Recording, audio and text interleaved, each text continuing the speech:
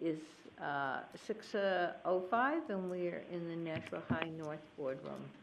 Mrs. Oden is here, Mr. Kaufman, Here. and Mr. Mosher is here by phone.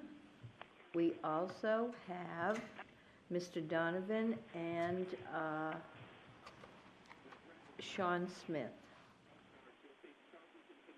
Okay. First on the agenda, I believe we Well- have, oh, it's not on the agenda? Yeah, we have, if we could add an item for first on the agenda. Okay. We have here representatives from Charlotte Ave. That's the package I just handed you. Yep. This is about the Charlotte Ave Playground. I believe another group had been here about a year or so ago, talking about the playground.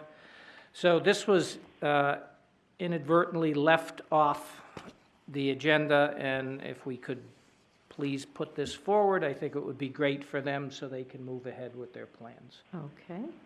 So I will turn this over to, Let me just ask, anybody have a problem with that? Mr. Kaufman? No, I was going to make a motion to suspend the rules so we can have this presentation. But if you want to do that, I go just ahead. did. Sure, So I need a second. a second. Mr. Mosher, are you still there? I'm still here. Okay, thank you. Roll call, let me see where the book is I put over here.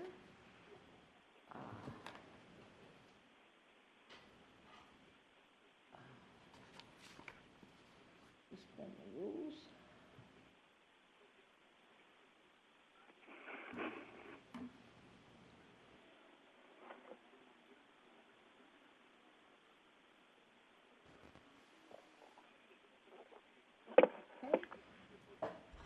Mrs. Oden says yes. Mr. Kaufman? And Mr. Motion. Mosher? Thank you, I told you I'm tired. Mr. Mosher? Yes. Okay, thank you, it's unanimous. Okay. Okay. okay, so we have with us Principal Patricia Bollier and, PTO President Sherry- Sherry Oliver Hinkle. okay. So I will turn this over to Sherry. Yes, You'd run Thank through the you. presentation for us, please? absolutely. So you'll see that we were here a little while ago and we kind of fundraised and we put together a new plan of what we would like to continue with. We have an added feature of a natural hillscape to the rear of the playground, adding some sensory items and additional playground equipment, a gaga ball pit, and installing the bricks in the front of the school that you previously approved. KIG Landscaping has donated materials to use as fill, and they will truck everything in, lay out the hill, and set up some boulders and some nice slides. And the estimated cost for that is $6,000. They discounted it greatly as they're a family of the school. Nice, And you'll- thank them. oh, absolutely. For us, too, that's a nice thing to do for so many kids, thank you. Good family. You'll see there's the best I could do with a picture that another school has done. It's roughly what we're looking at. Obviously, it won't be landscaped as nicely as this, but we're looking at primarily just the hill in the center. And the second page is the same hill pictured. So is that the hill in the back, or? Yes. Okay. Yep, right in the back to the rear of the playground was the best picture I could find for it. So you can see the slide and the rocks, and then they're gonna incorporate some other, The goal would be to build like almost an outside classroom where they can sit on the rocks Okay. and face, so like on nice days, they could actually do different. So I have a question for you. I noticed there's a sign here, and maybe that will speak to the purpose of that hill, or are you planning to have signage like this? it's not set in stone, but we'll plan on doing some type of sign with the sponsors on the back. That's exactly what I wanted to ask, Right. and So we- encourage that we do that. So Oh, that's absolutely. exactly where, thank you for anticipating that. It's in there. So another feature that we were looking at was the sensory boards and the additional playground items. We did meet or discuss it with O'Brien and Sons and work on a layout with the teachers, what they thought would work well. So you can see pictured a few of the sensory boards that they're going to be adding. And the Sky Rail Climber and the Topsy Turner, which were suggested from the principals of the school. Along with the PE teacher. So I see we have sensory skills, motor skills, cognitive skills, and social emotional skills. What about academic? That's why we're doing that outside classroom on the mound. Okay, okay, thank you. So the next slide would be the Gaga Ball Pit. We actually had a request to do 2 of them. So I do believe that we have enough in our budget to produce 2 pits. With placement, we'd have to look at placement, but apparently they're very popular. The teachers actually requested a second one at our meeting yesterday. How does it work?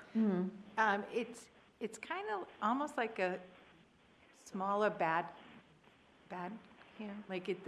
Yeah, they roll the balls back and They hit forth. it back and forth, and if it hits you, you're out. Right. Dodgeball? It's kind of, but it's contained, and you're not whipping it at people. Yes. It's more, I mean, if you Google it, because a couple of the parents first brought it to us, and I'm like, I've never heard of it. And I Googled it, I'm like, that looks so fun, and they said, in like 10 minutes' time, the kids are sweating, they're working out so much. What's the diameter of the pit? We have to look at what the different sizes are, but I wouldn't imagine that it would be more than like 15 feet across. I would assume. I would think kids that play soccer would really They do. enjoy something like They that. do.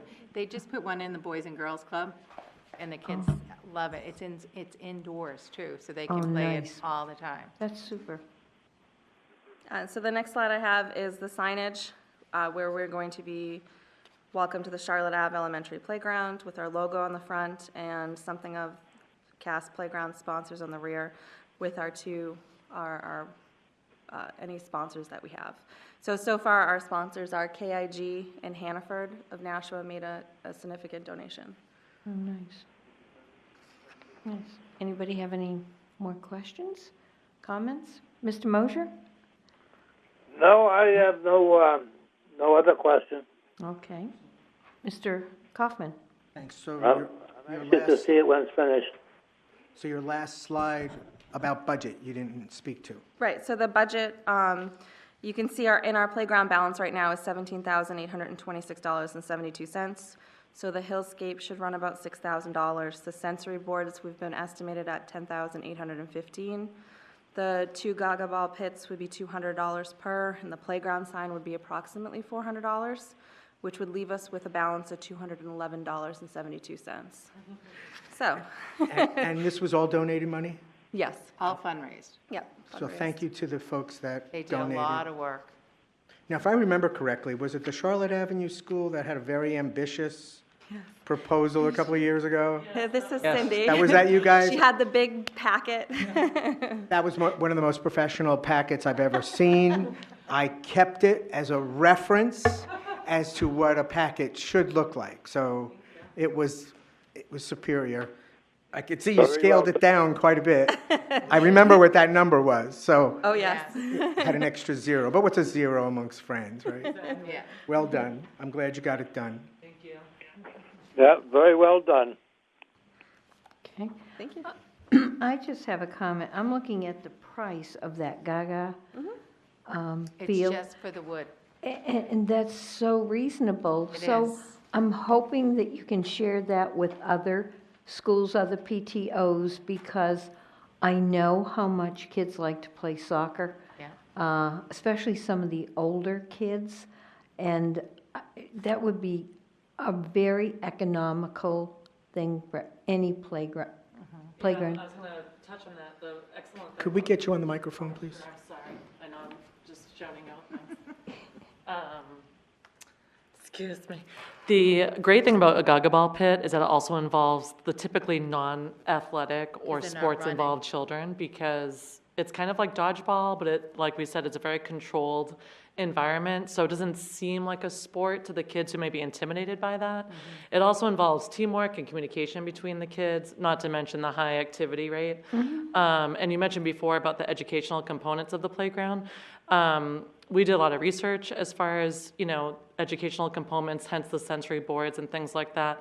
All those social emotional, and I'm sure, you can speak to that as well, but all those other elements all play into their overall educational experience. If children aren't getting a well-rounded recess, physical activity, as well as the socializing, they're not going to be as productive in school. So we really did put a lot of thought, the PTO parents, the board especially, working with the staff and the administration, as to what would benefit the students the most, not just improving the overall looks of the playground, but improving the functionality. Mrs. Oden, when you get a chance, I have one other question. Okay, I just wanted to ask, is there a limit to the number of students that can go in that pit? Yeah.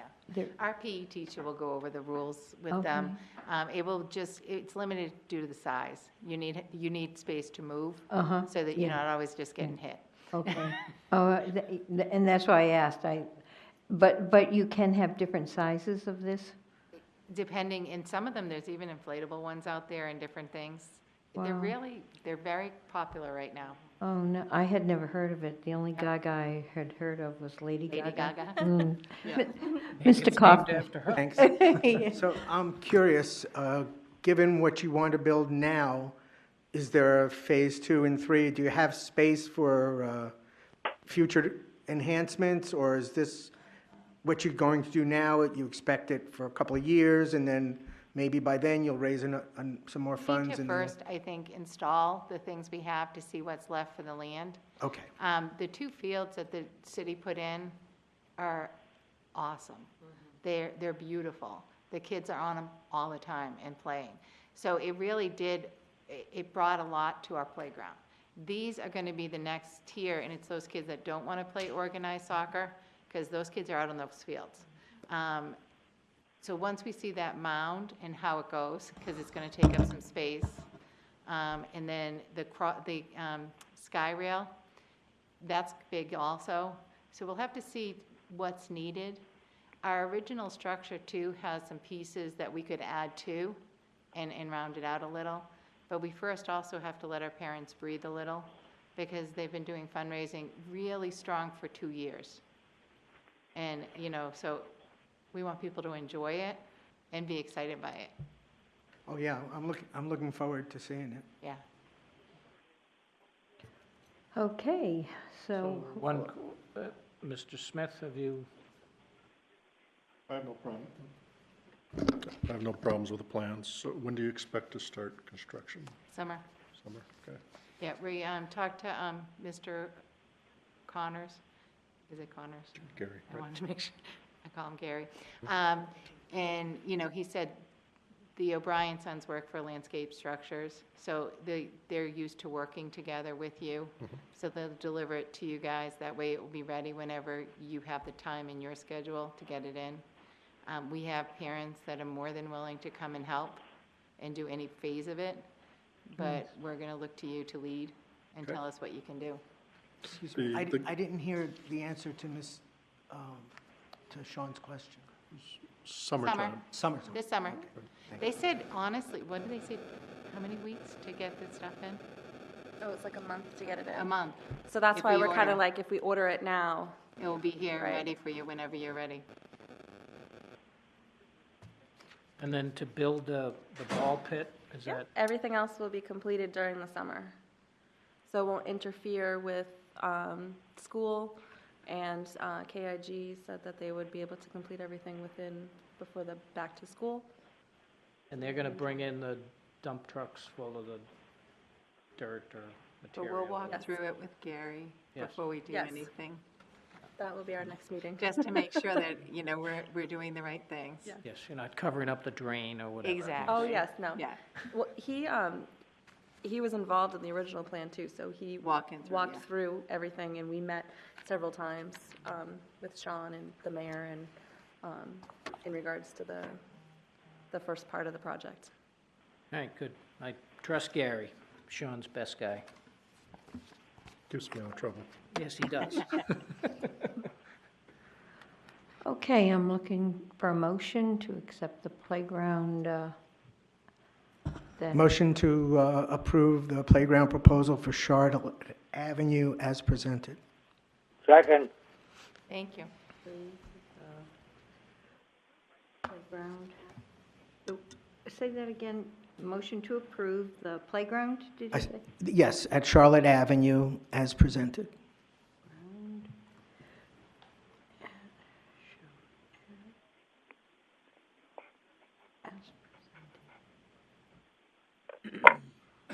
Okay. Mr. Kaufman, Yes. Mr. Mosher, Yes. and Mrs. Oden is a yes, passed unanimously. So, thank you so much, and thank you to all the Charlotte Ave community for doing this for the students. It looks like you're bringing the first Gaga pit to Nashua, so you'll be known for that. But thank you, because recess is an important part of the day for our students. So, thank you. Thank you very much. Thank you. Good luck. Have a Thank good you. night. Now, if you get Lady Gaga to come, that'd be better. Okay. Okay, the next item on the agenda is the IT purchasing for FY '20. Is that Mr. Fahrenkopf? That would be, hey, Okay. he's making his way to the microphone.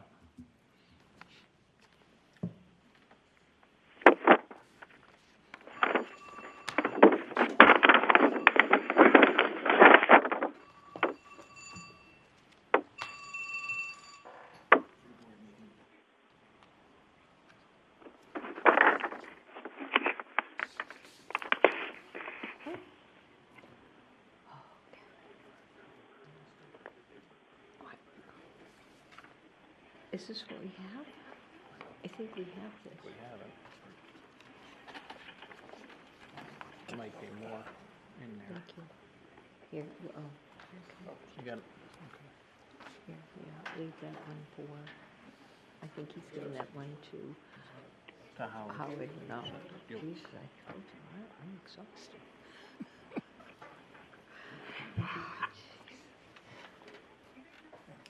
Oh, this one is a little bit different.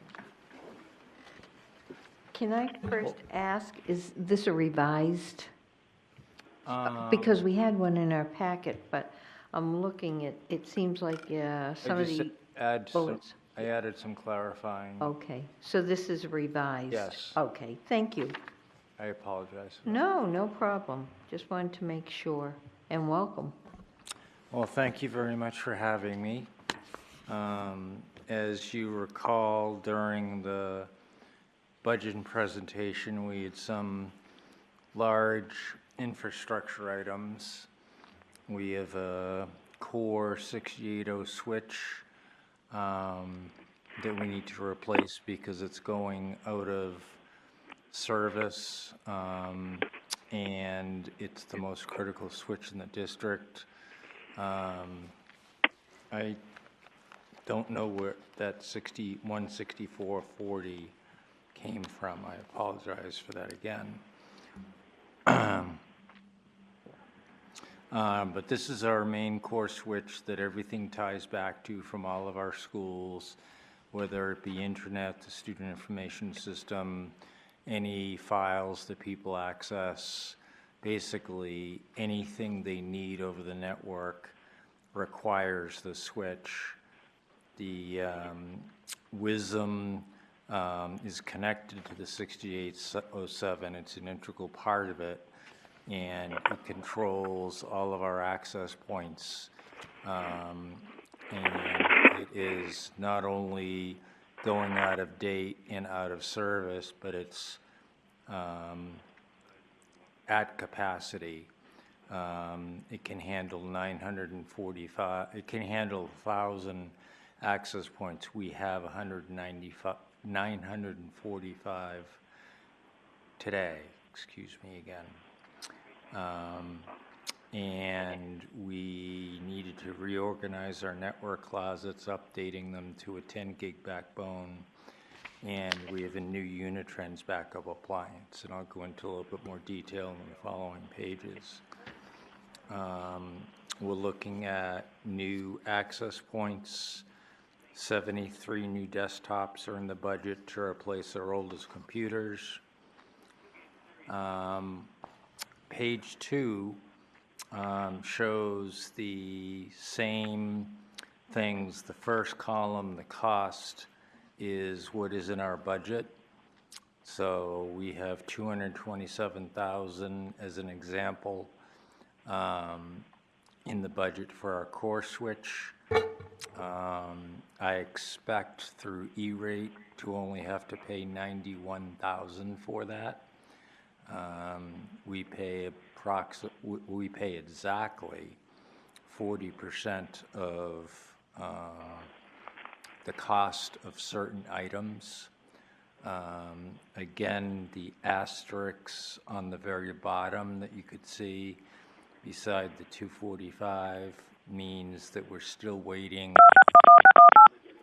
FCDLs for those items. An FCDL is a funding commitment decision letter, which once you have in hand, it's like a check. So until we get that, we can't be sure of that money. So again, the 6807 switch is a proprietary switch. Only Cisco makes it. And we're going through a preferred retail vendor that Cisco wants us to go through. And the way they leverage that is to give this vendor preferred pricing. The Wireless Wisdom upgrade is in a similar situation where, again, it's a single source item made only by Cisco. And again, they use IT Insiders as their vendor. They like to deal with one vendor so that they can communicate to the customer through the vendor. Excuse me, Mr. Fahrenkopf? Yes. On this page at the top, for those items, you list custom computer, and in the description below, you mention it's IT Insiders. So is that just, is it all one vendor? Yes. And Yes, is it all, it is. Is it all IT Insiders? You said they have a preferred vendor. Yeah. So the information above needs to be updated, is that correct? We buy it through IT Insiders via Custom. So Custom does the manufacturing, we buy it through IT Insiders. Okay, so they're really integrated distributor, sales, whatever. Okay, but it's the Exactly. same, okay. Exactly right.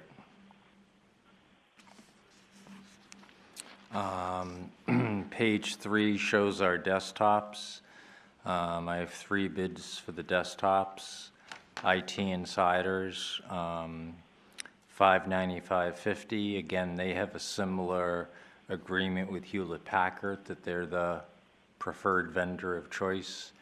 HP does the same type of thing. They come in once a year. Hewlett-Packard inside and outside sales reps come in with the head of IT Insiders, Kamal, and they present to us, you know, what's coming down the pipeline, what makes sense when for us to buy, you know, when we're buying it, what's the most advantageous purchase that we can make to fit into their time frame. Because obviously HP marches to HP's drumbeat. So we want to get something that will not be end of life, but be an actual product by the time we need it. So they help us with that. So IT Insiders, Wallet Computers, CDI Technologies, you can see those prices are higher. for the same item.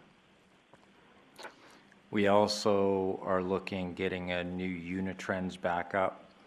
It's really kind of a software item in a sense.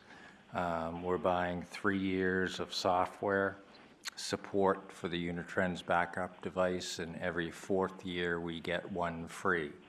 So this is our free year. So we get a new appliance to replace our 3-year-old appliance. And we're continuing on with Cisco access points to go along with our Cisco infrastructure and the WISM Cisco controller.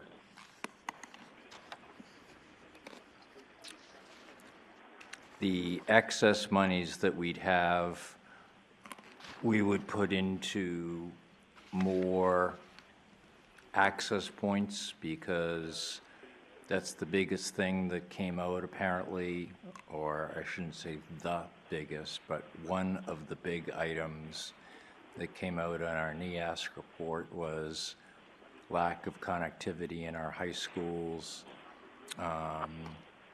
which will require more access points to complete. We've gone through 2 3/4 cycles, 2.5 cycles. I get in trouble when I say a half or 3/4. But we've basically gone through the elementary schools, moving access points from hallways into classrooms, because the original idea was to have coverage throughout the high school. At the time those were put in, there was no anticipation of having 30 kids in a room using a computer. And then through natural attrition, those access points get old, they get slower. So we've replaced those old, slow ones. We've moved almost all of the access points, except those that didn't make any sense, into the classrooms so that they can better pick up the signals for 35 plus children, students, so that they can get a continuous, strong signal. And the same with the middle schools. The high schools will be adding a bunch and doing the same thing. One of the other things that we're going to do that we haven't done before is, because we have so many access points now, they can have a tendency to interfere with each other. So if you have 2 access points too close, they can disrupt each other. I'm not talking concrete walls or anything like that.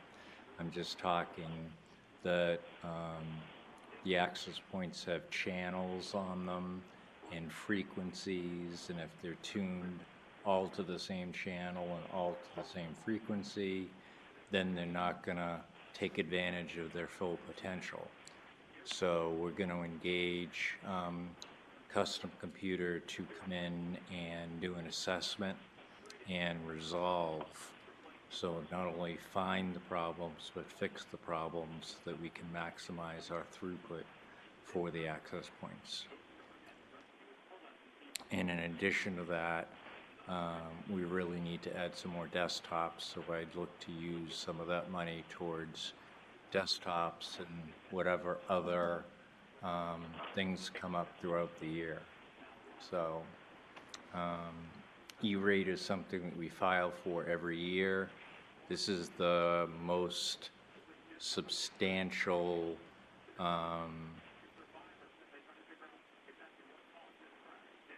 discount that we've had on particular items, because these 2 particular items, the core switch and the wireless upgrade, have been 2 of the most expensive items that we've replaced since I've been here. Those items are very old and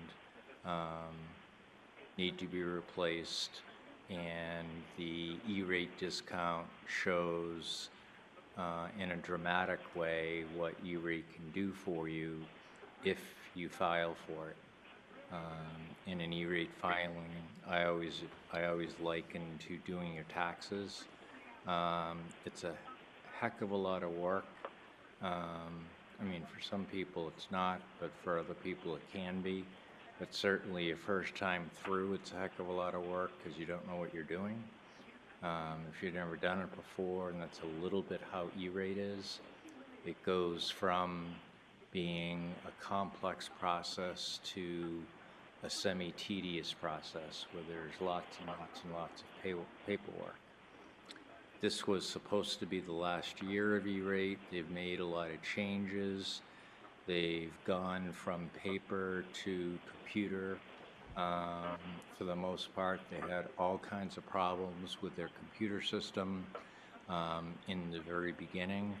This is the second year that I've done it via the computer, and it has been good and bad. They've had their problems, but in a lot of ways it's been a lot easier to do. And strong rumor has it that the E-rate program will continue, which is good news for us. It probably will still not continue for voice. We used to be able to recover for our voice costs. We can still recover for our internet costs and hardware costs, certain hardware costs, but we can't file for everything. So, as an example, our internet costs I'll file for once a year just to reduce the amount of paperwork, and then that money comes to us via the city. We used to get actual paper checks. They've done away with that, gone to a computerized lockbox type check system where the city will transfer the money to Dan, who then makes it available to me for technology. The only caveat with E-rate is that it must be spent on technology. You couldn't take that money and buy textbooks with it. You couldn't take that money and buy a teacher with it. It has to be spent on technology. There's a lot of money, not many line items, I realize. There's some other items that I'll talk to Dan about, whether we're going to come back in June at the next Finance and Ops meeting for or not. But the rest of our spending is pretty much normal everyday spending. Thank you. Sorry, Mr. Kaufman. Thank you. So I just want to understand the chart you have here. We budgeted the $559,488,000 in our budget that we sent over to the mayor, Yes, and with the discount, the actual cost is just under $250,000. just over 300. Oh, the 300. Is our discount. Just under 250 would be our actual cost. So there's, Assuming we get approved. understand, so there's a delta of almost $300,000 there. And that you're proposing to spend, or, so I'm just a little puzzled. So we approved $560,000. The actual cost of those things is $313,000 plus. The remaining money that we approved that's not being spent for these things is $245,000. What will be done with that money? You're going to buy, I mean, the access points are in here, so I don't, what happens to this $245,000? Well, the access points that are in there are only 50 access points. We're going to need way more than 50 access points to do what Dr. Mosley and the other schools would like us to do. And the reason we put in the full amount into the budget is we can't predict the future. We couldn't say, I'm positive we're going to get our E-rate funding. If we didn't get funding, then we couldn't afford the switches, which would have meant we'd be in a lot of trouble, and run the risk of putting the district out of business next year. So what I'm struggling with from the financial side is, and I understand the commitment doesn't yet exist from the E-rate people. And let's assume it does come through. There's $245,000 of excess from what we proposed in the budget to what we need to spend for what we said we were going to spend. Is that right? That's right. And you're proposing to hold on to that money and spend it on other things in IT? It has to be. Well, I'm going to say to you, we approved a budget with that $550,000. If you can deliver, a $250,000 discount, $250,000 in our budget is overall operating budget, is a huge chunk of money. I'm sure Mr. Donovan would love to have it for special ed. It's going to suck us dry somewhere along the line. So I feel as though there needed to be a little bit, maybe you did, we get bombarded during budget season, but I, for one, would like to have the board determine, it would be nice to have an extra $245,000 to spend, assuming it all gets approved by the city. I would like the board, and maybe Mr. Donovan, you could bring this forward, maybe back to this committee as a separate proposal. Maybe you have another way to spend that $245,000 that benefits the district somewhere else. And not, believe me, I'm an IT fan, don't get me wrong, but to see a chunk of $245,000 is, I'm surprised the scavengers aren't all over it yet. Maybe once they know about it, they will be. Your only recourse would be to cut a check for that amount of money and return it to the federal government. That would be your only recourse. I'm puzzled. So you're saying they give us $559,000? They're just going to reimburse the rebate the E-rate dollars. Right. They're going to, of $600,000, they're going to fund $245,000, which leaves us a net of $313,000. You can see how certain line items don't have a discount, certain items do. So it's really the first two items that make up the chunk of that money. And we put the full amount again in because we absolutely needed that equipment. And by federal law, you cannot spend that money on anything but technology. So if we had only budgeted $100,000 for the switch, we couldn't buy it for $91,000? If you had, I'm sorry? So we budgeted for the core switch $227. Right. We did that because we didn't know if we were going to get the funding. And Correct. you still don't have the decision letter. Correct. When do you expect to get the decision letter?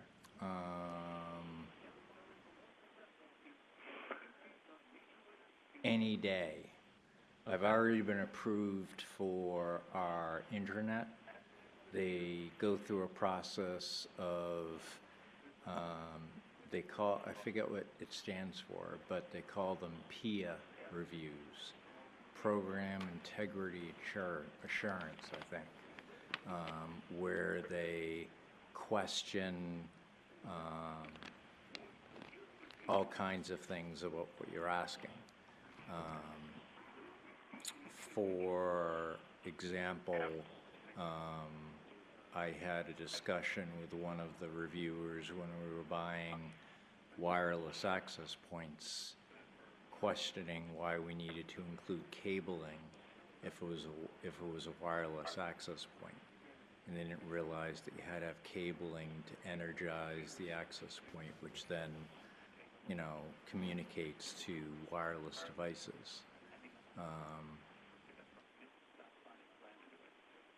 But it would have been a crapshoot. If we did not get that money, the district would be in serious jeopardy. Mr. Right, Donovan? but I guess my question is, Rick, if we budgeted 227 for the switch, what if we didn't have enough money in the budget, and we only we'll put 150 and see what happens? Then we end up getting the E-rate, it's only costing us 91,000. Yep. They wouldn't let us buy it because we didn't budget 227, we only budgeted 150? No, they'd let us buy it. It's our budget. We can buy whatever we want. Okay, so, But if they're giving us,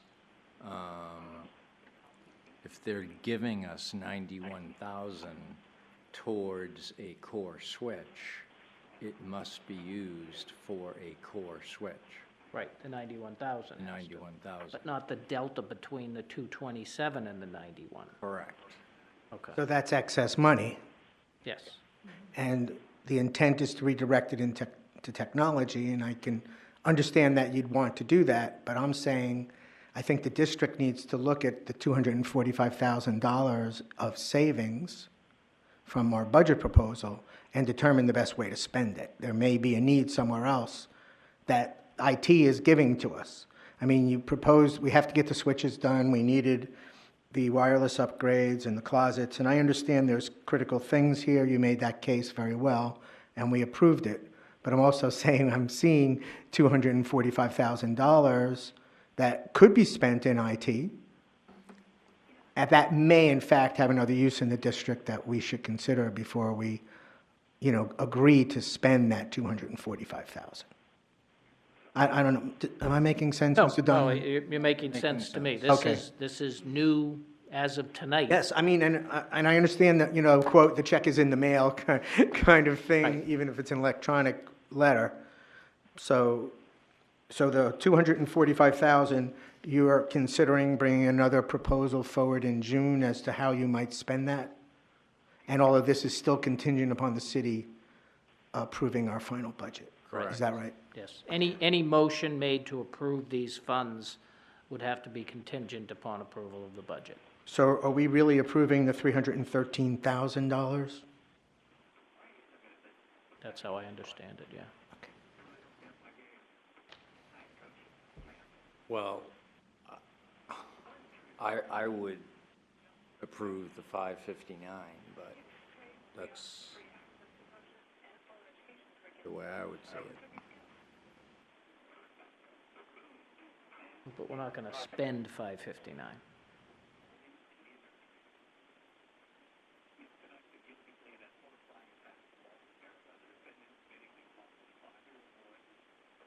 I guess as I understand it, Mr. Fahrenkopf's intention is to spend the 559 using the 245, 788 to buy more computers and access points. You said there's 50 in there and we're going to need a lot more than 50.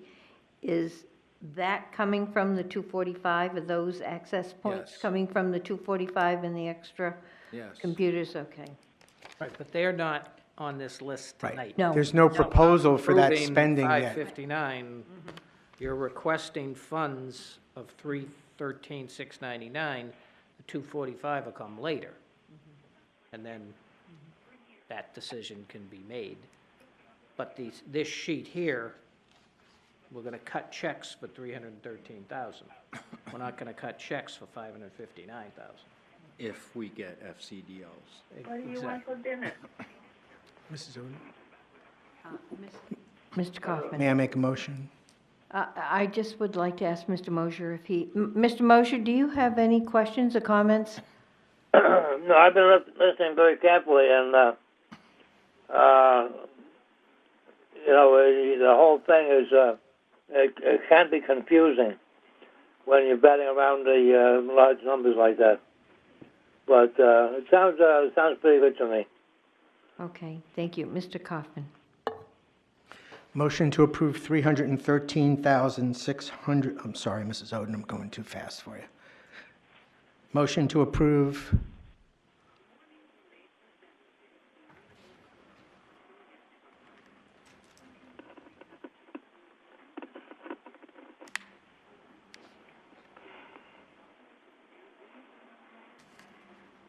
$313,699.73 for the technology spending proposal dated May 14th.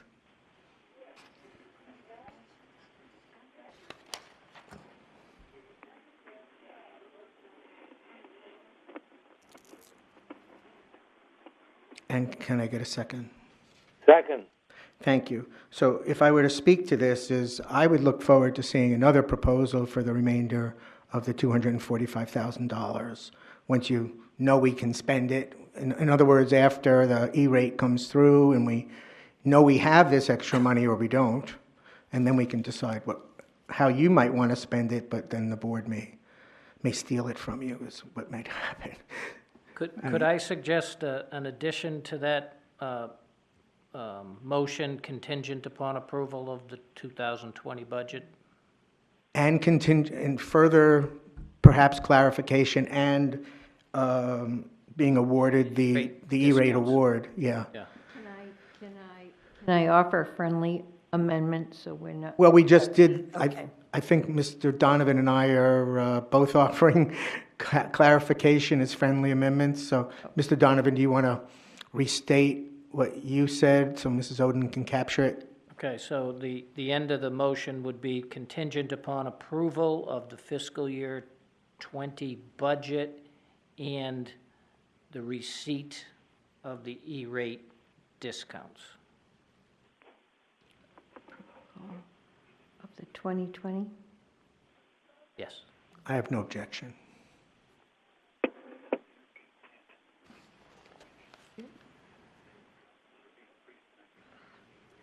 And Approval. receipt of the E-rate discounts. And receipt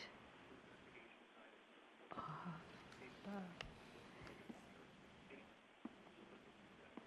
discounts. Okay, I'm going to reread the motion. The motion by Mr. Kaufman is to approve $313,699.73 for the technology spending proposal dated May 14th, contingent upon approval of the 2020 budget and receipt of the E-rate discount, seconded by Mr. Mosier. Okay? Could I at least just interject that I hate to see you approve an exact amount like that, because I could be off $1 here or a penny there. So I'd rather it be something like 315,000. I have no objection. Okay. You can do that. Okay, friendly motion to approve $315,000. Okay, lots of zeros. Okay. Okay, Mr. Kaufman? Yes. Mr. Mosher? Yes. Mrs. Oden is yes, passed unanimously. Thank you. The only issue that I could bring is if we come back in July and I don't have those FCDLs. I don't know what you're gonna do. Well, as I understand it, we have $500,000 in the budget to pay retail. So that's what that's our contingency, I would think, right? Yes. Okay. We're just grabbing your excess. I'm sorry, Mr. Fahrenkopf. We're just holding on to it ourselves for a little bit. Gives me less incentive to work for about a month on E-rate.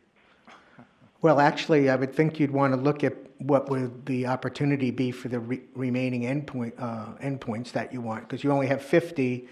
How many more do you think you might want to get? Well, I don't know. I mean, it's between, there's so many needs in technology, and I'm not saying there's not any needs anywhere else.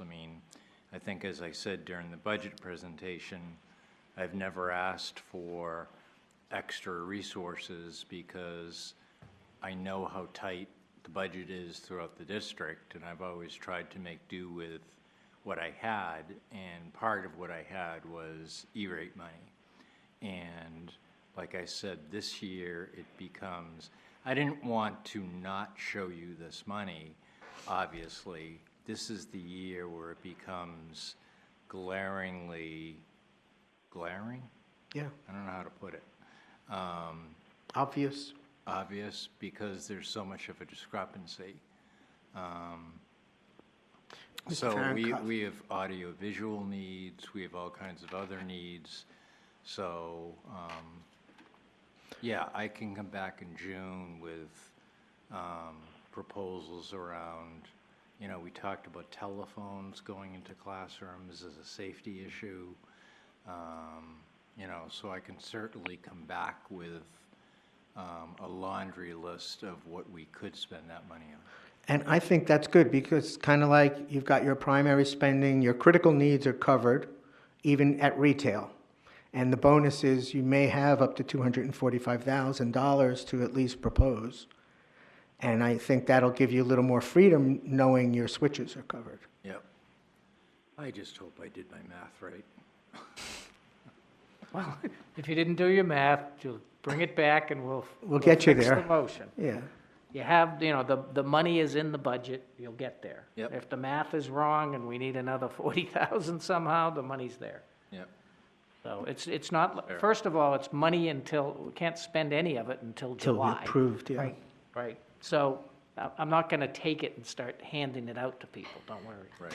And actually, personally, I think Mr. Donovan would like to hoard it. I probably would until the following May. but Exactly, when the full costs are I'm are not saying I finally. would do that Why do you think either. I'm worried so much? Well, I think you actually have a better chance to create a more compelling reasons to spend on those holes. Yep. And I'm not against giving IT money. I think you know that. You've seen me here for the last couple of years, so. Absolutely. We need to do it. We need to stay current. We need to be supported in the devices we have on the network. Yep. So but I'm just saying, that gives you a chance and it gives the board a little bit of a look Sure. at there may be some need that has, come forward since we did the budget in March. And now all of a sudden, it's apparent what the cost might be next year.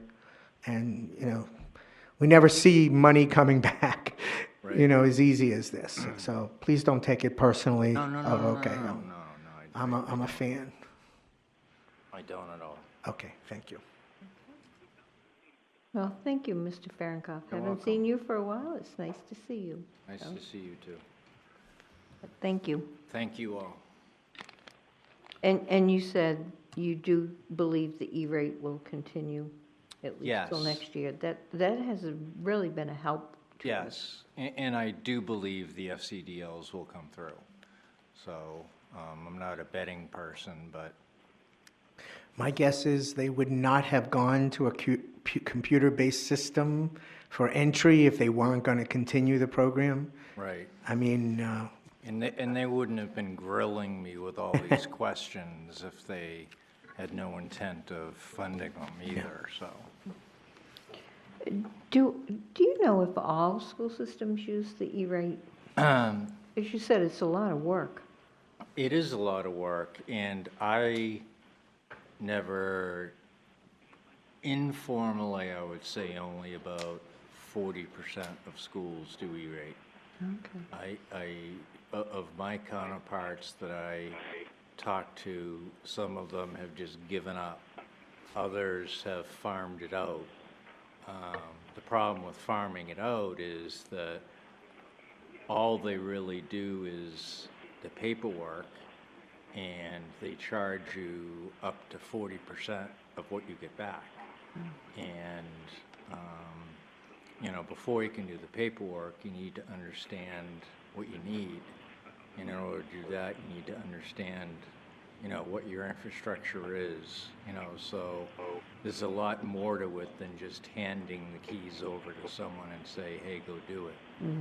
I know Manchester in particular, I spent 7 or 8 years, and I won't use the person's name, trying to talk them into doing E-rate, and I offered to come up and help them because Manchester would benefit unbelievably from a program like this. I mean, E-rate is how, absent the high schools, how we interconnected all the schools with fiber along with the city.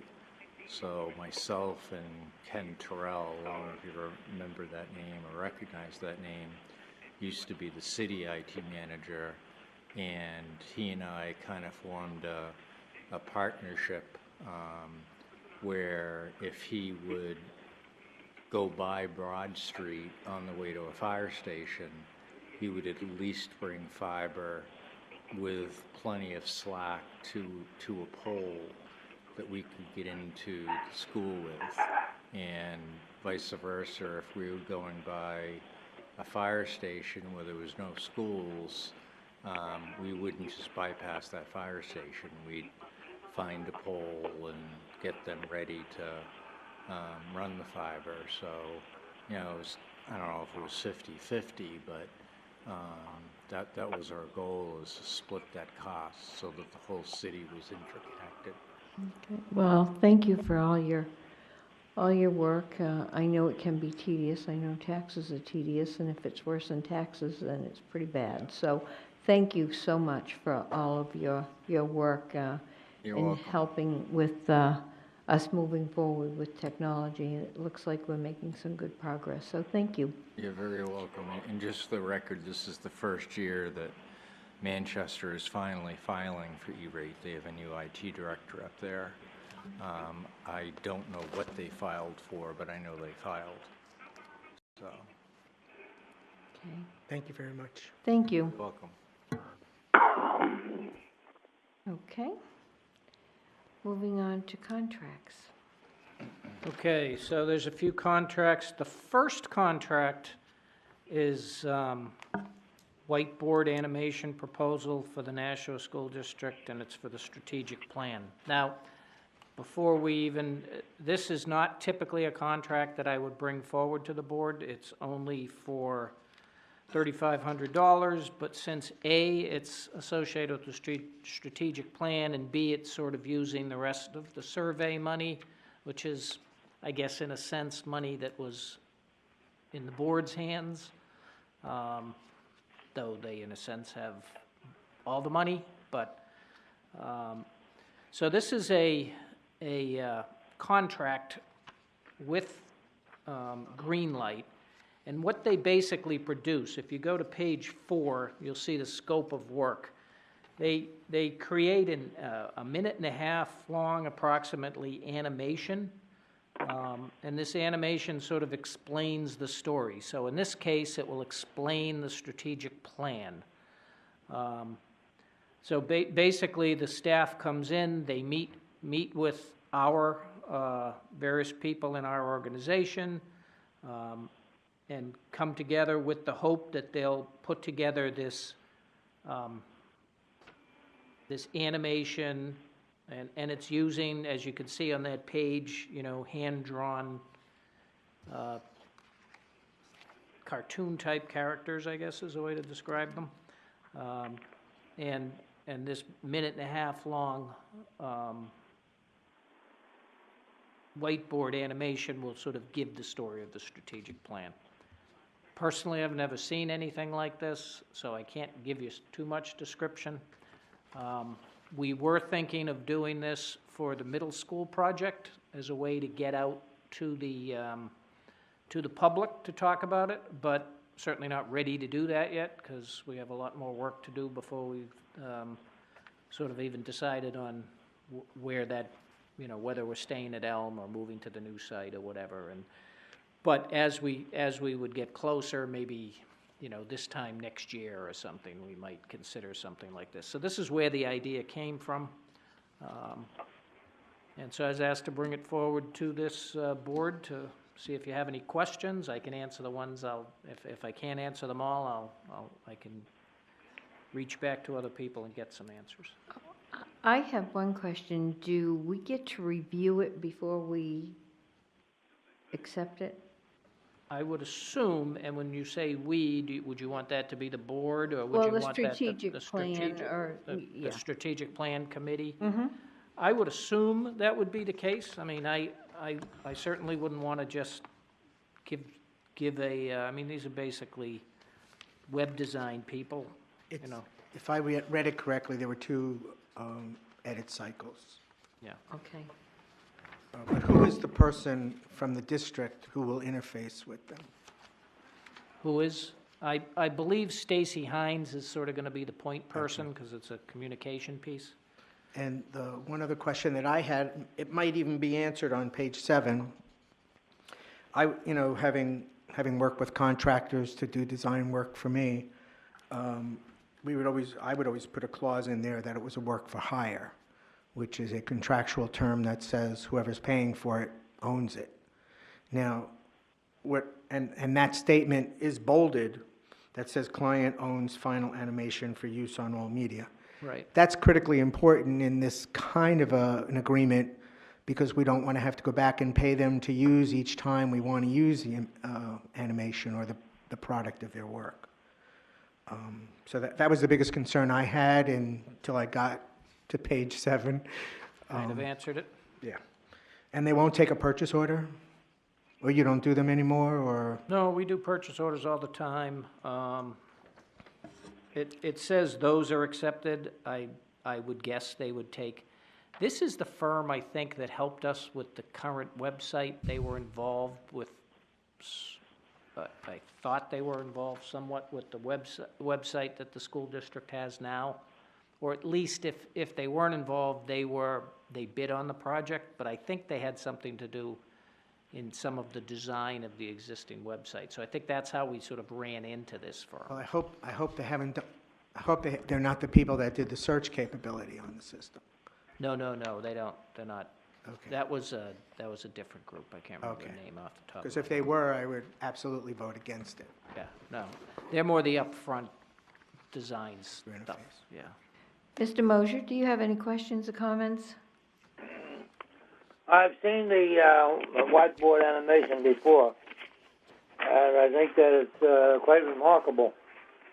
And I have no comments. I think looking at the pricing, it's it's all ballpark and pretty much boilerplate. So I'll go with it. Okay, thank you. And I'm guessing, seeing where this money has already been approved, we don't, and it's under $5,000, we don't need a motion? Yeah, that's up to you. You don't buy our rules, our purchasing rules, we don't need a motion. Okay. But Okay. so we'll Are you just- asking for one, though? No, Is he asking? Well, he said but, so I'm just No, it's trying up to you. If you want to make a motion, I'm not going to tell you you can't. But it's not required. But if you'd like to, that's fine. I mean, to move it to if you're going to discuss it at the next board meeting, do you want to have a motion? That's just a way to bring it up. Right. Mrs. Odom, if you don't mind, I would prefer to have a motion going forward. Okay, I move to approve $3,500 from the strategic planning survey account to be used. please. I was going to stop there.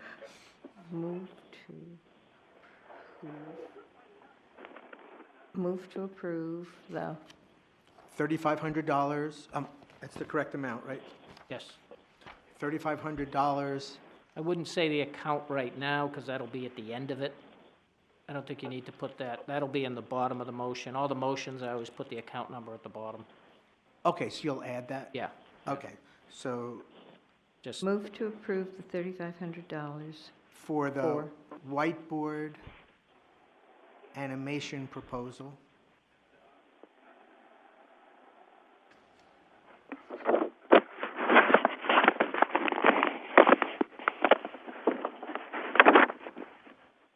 dated April 16th, 2019,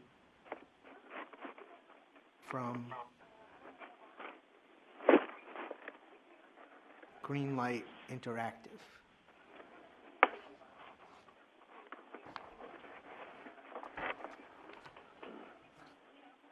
Will that cover it, Mr. Donovan? that sounds great.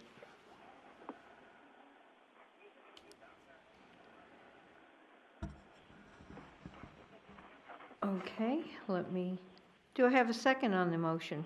Second. Okay.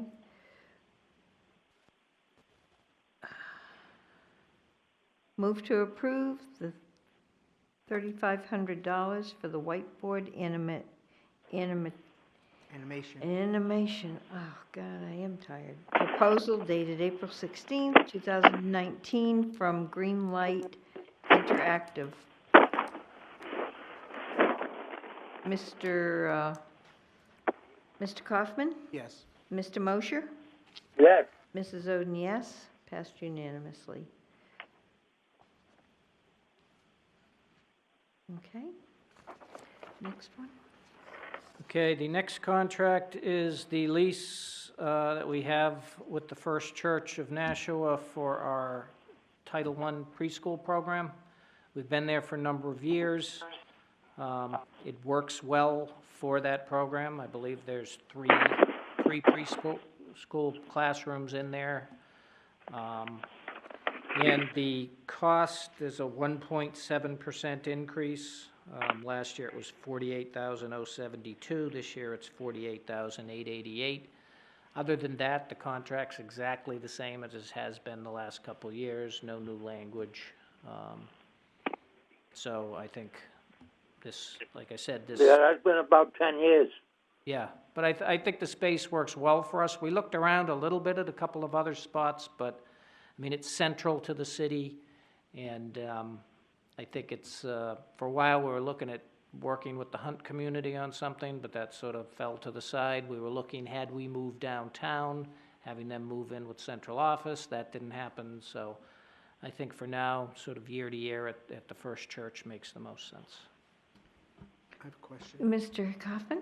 Mr. Donovan, so the delta, the difference that represents the increase, you budgeted for that? Yeah, it's in the Title I budget, actually. Oh, It'll be- okay. It'll be All in right. the, Okay, thank you. Okay. So I'm looking for a motion to approve the lease agreement. Motion to approve the lease for First Church for the Title I preschool. preschool.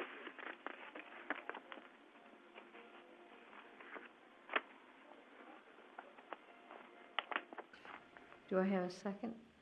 Yes, and then I have a question. Okay,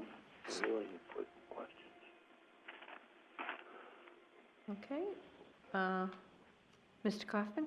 So, Mr. Donovan, you said the increase was up to the $48,888.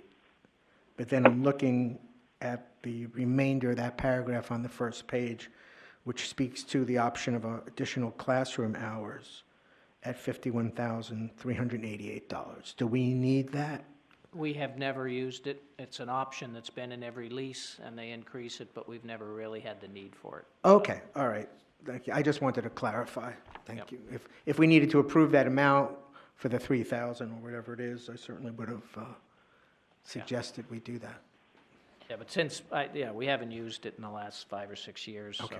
I doubt they're going to Thank need you. it. Okay, so the motion is to move to approve the lease agreement with First Church for the Title I preschool. Mr. Kaufman? Yes. Mr. Mosher? Yes. Ms. Soden is yes, passed unanimously. Okay. Next one. Okay, the next contract is an addendum to our current contract that we have with First Student. As you may remember, 5 years ago, we went out and we did a whole bid process. We got two bus companies to bid. First Student won that bid. We thought that this year, based on a lot of things going on in the local bus industry, as far as contracts coming due with the unions, as far as the issue with finding bus drivers in an economy that makes it difficult to do so. There's been some consolidation of the smaller bus companies. So we spoke with First and we said, would you be willing to do a 1 or 2 year extension? They were agreeable to a 1 year extension. This 1 year extension basically is 3%. It's 3%. If you flip to the back page in the packet, I'm basically showing you what the regular routes and the costs are for each of the buses, and it's 3% on everything, whether it's a late bus, the midday bus, the shuttle bus, so they just did a straight 3% increase everywhere. It does have in there an amendment to Section 16.5, so that speaks to, they're willing to do the 3% increase. There won't be any new buses unless one breaks down. So we're gonna basically keep the fleet one year longer, the existing fleet. If, it does say in here, if something happens and we need another bus, they will give us a bus that's either, will be newer than the existing bus or the same age. So if there are a few buses that break down or they have to move out of the fleet for some reason, they're not gonna give us an older bus. We're gonna get at least what we had moved out. So I think that gets us through one more year. We're hoping that come probably late this year, late this calendar year, you know, we'll have more information. We'll feel a little bit better about the market in general. We may go out for another bid, but we'll sort of work that through. The last 5 years, the increases have all been a minimum of 4.5%. So I think this is the best deal we've had in the last 5 years. So it probably makes sense for us to do it. Mr. Kaufman? Thank you. Mr. Donovan, I recall in the budget process that you allocated an increase. 3%. So this is what you had budgeted for? Exactly. So if I can channel Mr. Hollowell for a second, who was always talking about the fuel cost, and I think we got hit last year, or was it 2 years ago when the price was low and our contract price was high? Is that, we don't negotiate that, do we, or is it just a cost per day kind of thing? Yeah, the fuel is part of the cost of the bus. So the cost per day embedded. includes the fuel. There was in the contract, if prices skyrocketed, that they could come back to us. But when the price goes down, like it had a couple years ago, we don't have recourse to get a credit for that. But to be honest with you, I don't think since I've been here that we've had to pay anything extra for fuel. And it's been 9.5 years now, so. Okay, thank you. Outside of just 1 year, the price of diesel has been fairly stable. Just a change of maybe a couple of cents, that's all. Thank you, Mr. Mosher. Again, what did you say the past increases has been per year? Was it 4 or 5%? Yes, the last 3 years of the 5-year contract, it was 4 or 4.5%. Okay. So, Okay, thank you. Looking at the buses, I see a lot of them when I'm driving around town. It looks like they've replaced a lot of them. They're not as rounded looking. They have more of a square front on them, and the paint is a lot shinier. So have they replaced quite a few of the buses? through the 5-year contract, yes, there's a, okay. and that's part of, you know, if you want to pay more, you can get buses flipped out every 5 years if you want. Their biggest cost is the capital cost, the bus. And then, I mean, their other large cost is obviously the labor, but when a contract, they don't have a contract with the union right now, but when they have a contract with the union, they can pretty much say, okay, here's our labor cost, and then it's the bus cost. So it's that capital cost, and so you can get a lower price if you're willing to have older buses. If you want to have all buses 5 or 6 years new, you could do that, but you're not going to pay 4%. You're going to pay maybe 9% or whatever it would work out to be. But they have, with the 5-year contract, we did keep everything below, I think everything was below 10 years, so when something hit 10 years, they'd have to trade it out, and they'd typically bring in a new bus. Okay. Anybody have any questions? Mr. Mosher? No, I'm all set. Okay, I'll be looking for a motion. Okay, move to approve the contract with First Students for bus service.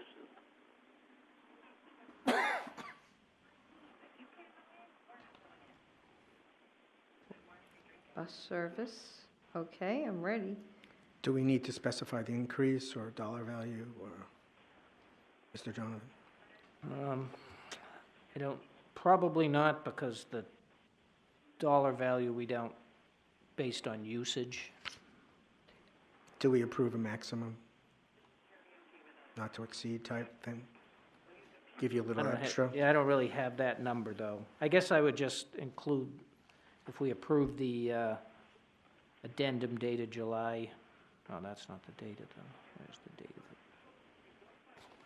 The addendum to extend the school bus transportation services agreement with First Student, I think that probably would do it. Okay. Again, Yeah, we wouldn't put any other prices in there because depending on the fuel, that would make it more volatile, and we would be out of whack with our figures.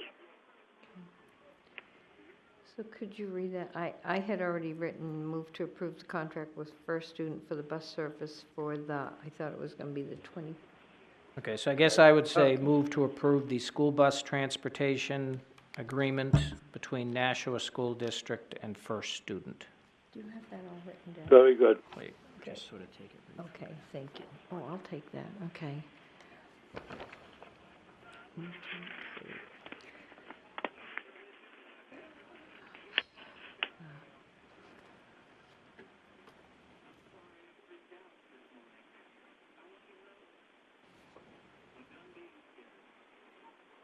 Maybe at the end of that, you just, for the 19-20 school year.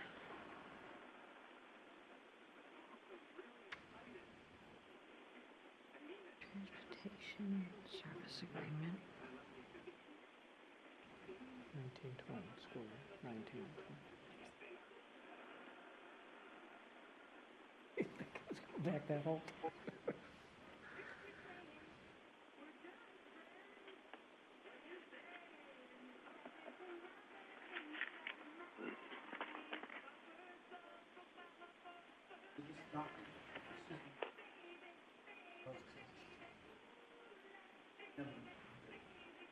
Okay.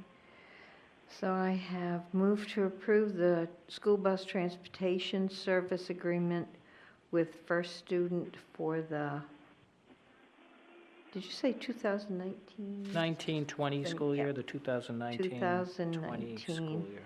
2020 school year.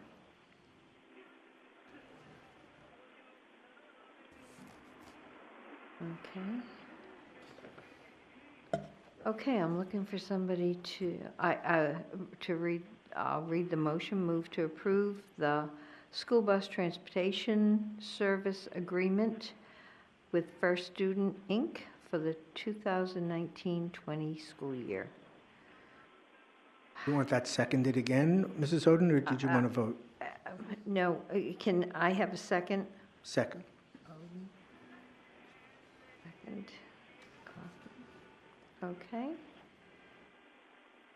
Okay, we're looking for a vote. Mr. Kaufman? Yes. Mr. Mosher? Yes. Mrs. Oden is yes, pass unanimously. I hope the person can read my writing. Come on, Tara can read anybody's writing, I don't know. but the writing she has to read. Okay. Okay. We're moving on to the North Tennis Court repairs, and I should have a little bit more room.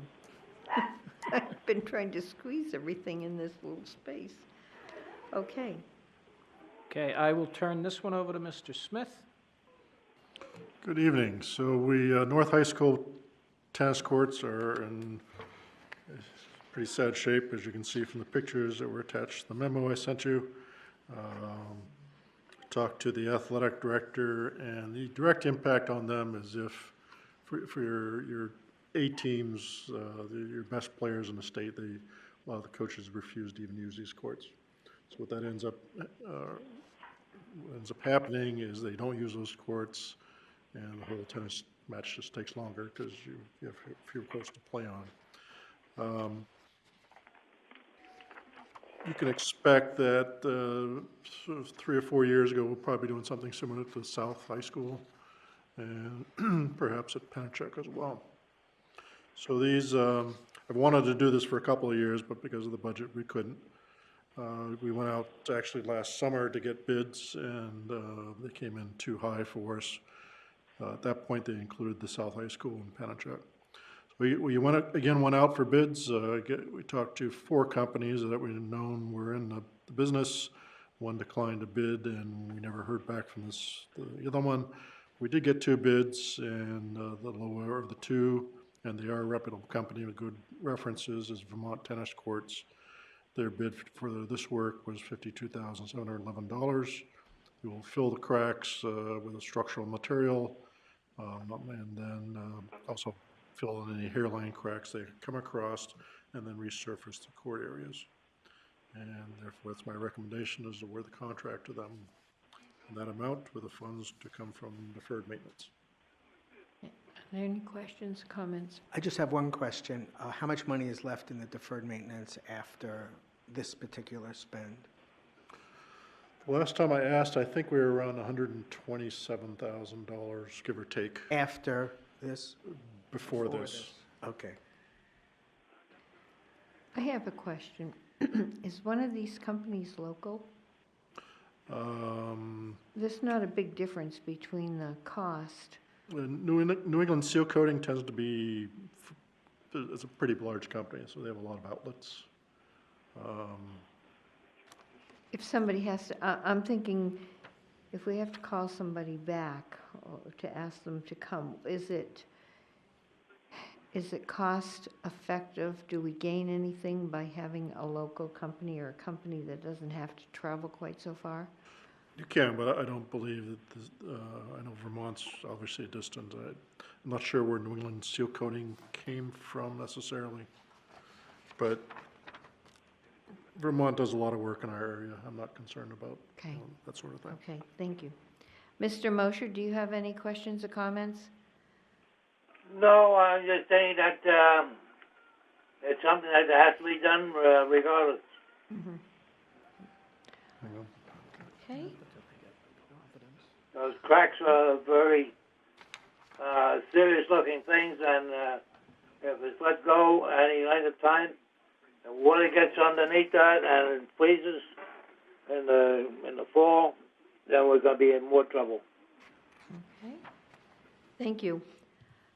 So, Could I have a question? yes, sure. How long is this expected to last, and is there any kind of guarantee that the cracks won't come back next year?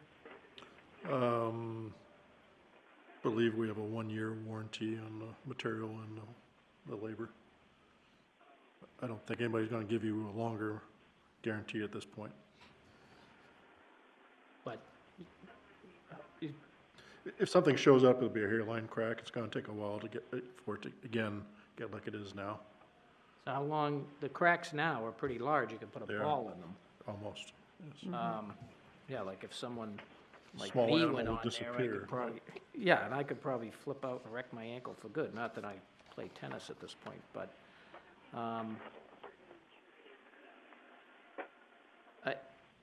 how long did it take for this crack to get this large? Well, like everything else, it starts out at a hairline crack. The courts were installed in 2002, so we're 17 years out. They were pretty substantial last year when we first started to attempt to contract it out. So I can't say we got our original money's worth, because we don't typically see cracks like this occur. Usually they might start out as fair-lane cracks and grow a little bit. But having been here when the site was selected, it used to be a huge sand pit. So you're going to have some sort of settling going on, and we're seeing kind of the same thing at Pennachuck, where it's next to a wetlands. So again, you have a issue with the under drainage, and we've already redid those tennis courts actually 4 or 5 years ago. Yeah. So this should get us through at least Sean's estimate. Let's see, when do I retire? I would say it should last 4 to 5 years anyway, and at some point you may be looking at replacing the courts completely.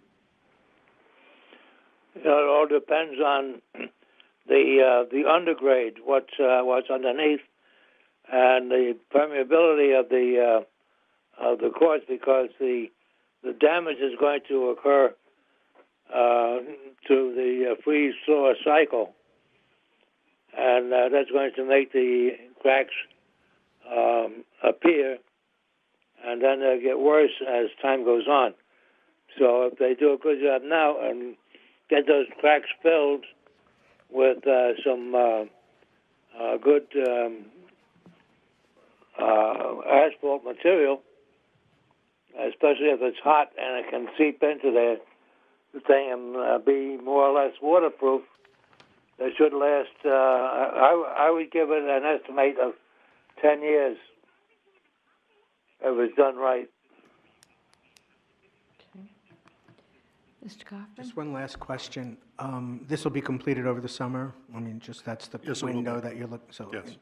When do the teams compete and use those? Now, Okay, this is the end of their season? Yes, yeah. they'll Now, the finish up early community, June. does the community use, do, they do. okay, so they might be inconvenienced during the summer, but they'd be thrilled to see the new paving going in, so. I have a question. I'm sorry. Go on. I was going to offer the motion. No, I just wanted to ask, how many courts are there? Six, I want to say six Okay, courts. I thought so. Okay. Mr. Kaufman, you have a motion? Motion to approve approve $52,711 for the North High School tennis track repair from Vermont Tennis Courts.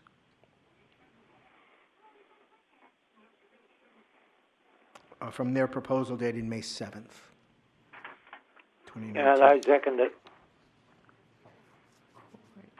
I would just notice tennis court repair as a typo, putting track Oh, in there. okay. Okay. From, did you say the May 7th? Yes. Yes.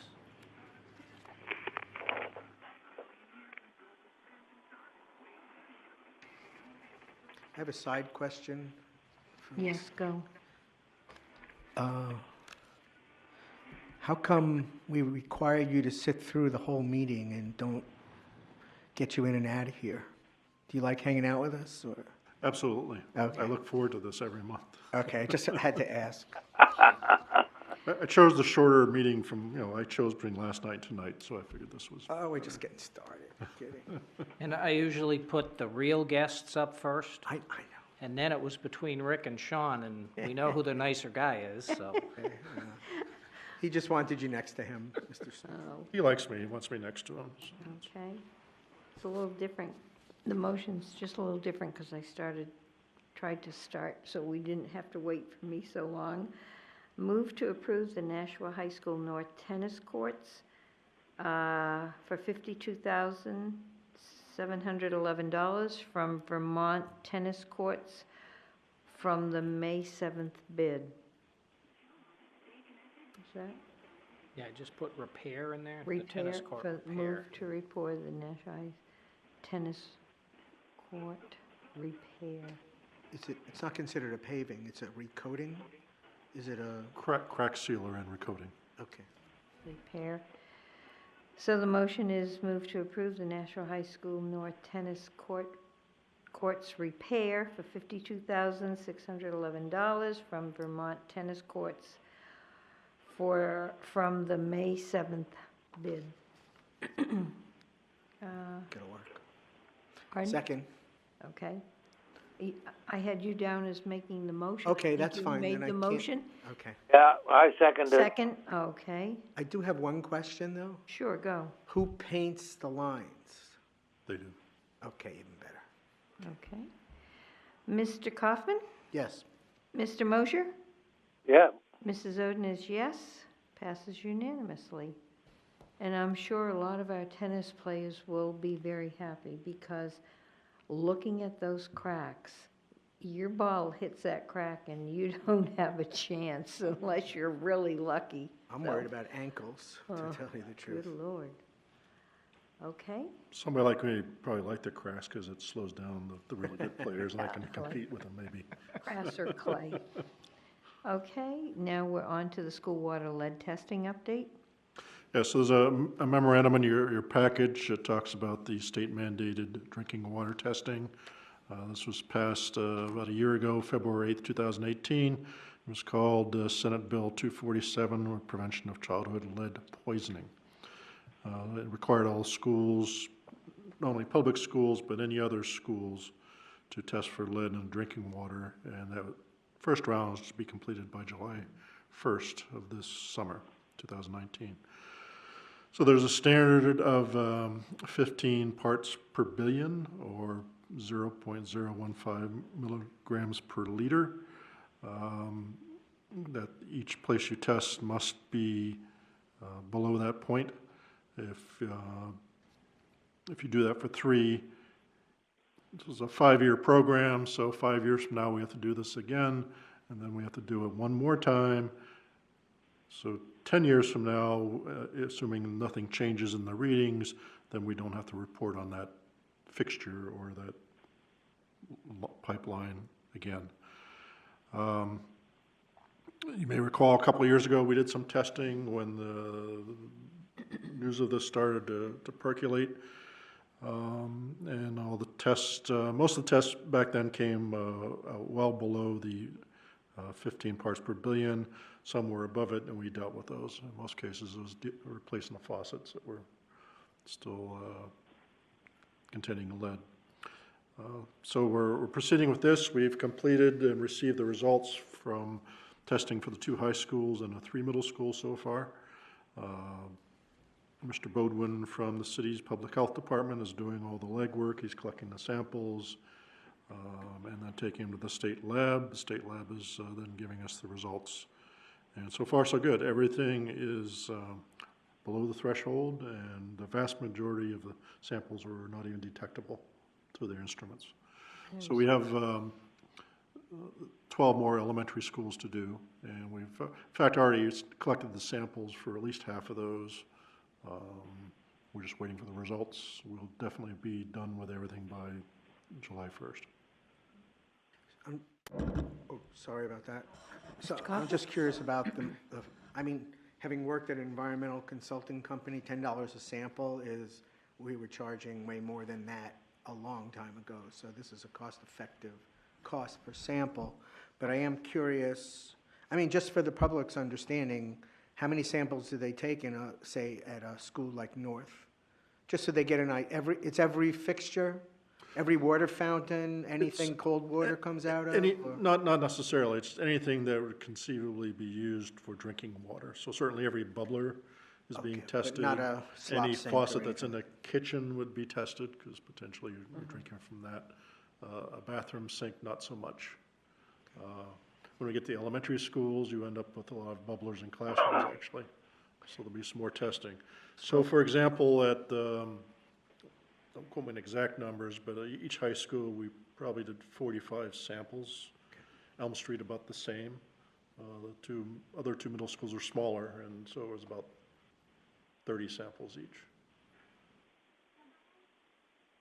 Again, the only cost to us is what the lab is testing us, so the public health department, we should really thank them at some point for doing all the grunt work on this. And so that's far, out so of good. your existing budget or next year's budget? You have money It's to? out of the existing budget. Okay, thank you. I am keeping a old-fashioned 20th century book. If anybody cares to come to plant operations and see specific results, we will convert all that to the spreadsheet once summer starts, and we have a little more time on our hands to do that sort of thing. So there's nothing you need from us, thank you. This is just strictly advisory? Yes. Thank you. Thank you. Hopefully I'll have the rest of the story in the next finance meeting when we have the elementary schools done. Another update? Okay, crossing guard update. You might as well stay for this until. I intend to. Okay. So typically, the beginning of each year, I sort of give the board an update on where we are with crossing guards. It's been a struggle for the last few years. And this year, at the start of the year, we were down 6 positions. We've sort of worked our way through the year back and filled all of those positions at one point in time. Lately, We've had a number of resignations. So you can see that right now, there are 7 different posts that we don't have, well, 6 of those, we don't have a person covering them, and one of them we have just the morning covered. So what we do when this happens, the reality is we're probably not going to get anyone to fill these slots for the last 5 weeks of school that we have.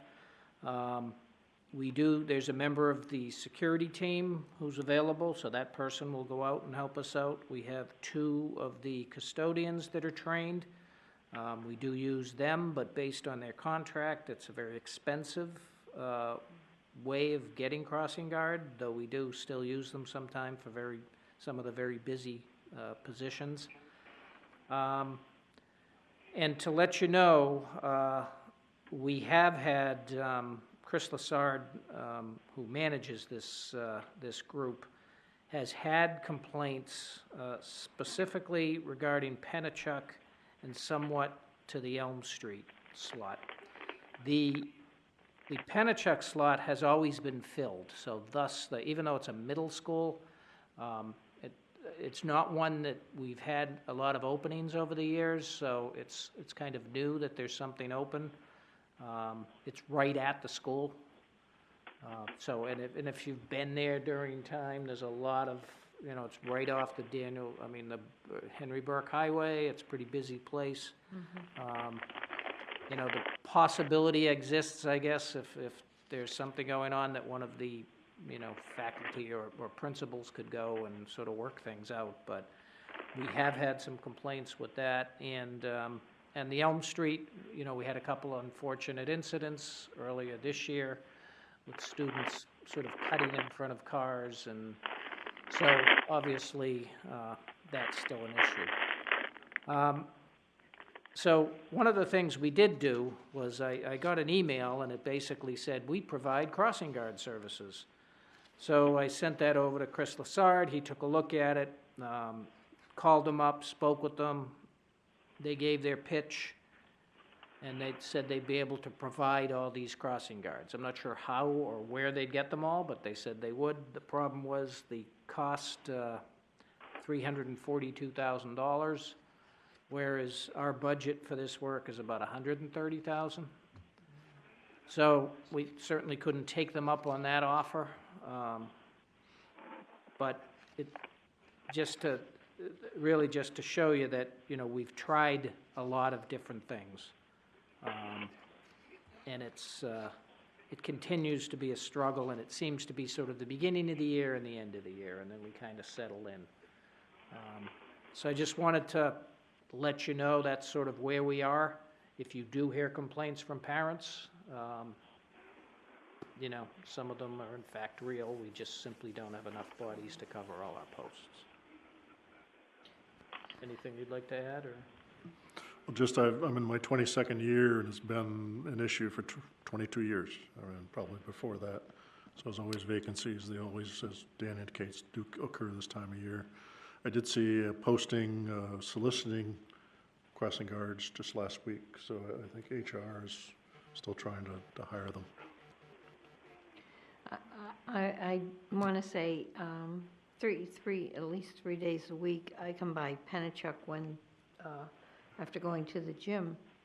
And that's a very busy drop-off. You have an awful lot of parents dropping kids off, and when cars are coming out, they can go left, they can go right, they can go straight ahead. And Manchester Street is very busy with traffic coming down Manchester Street from Merrimack, and also the road that, what's that road that kind of goes left?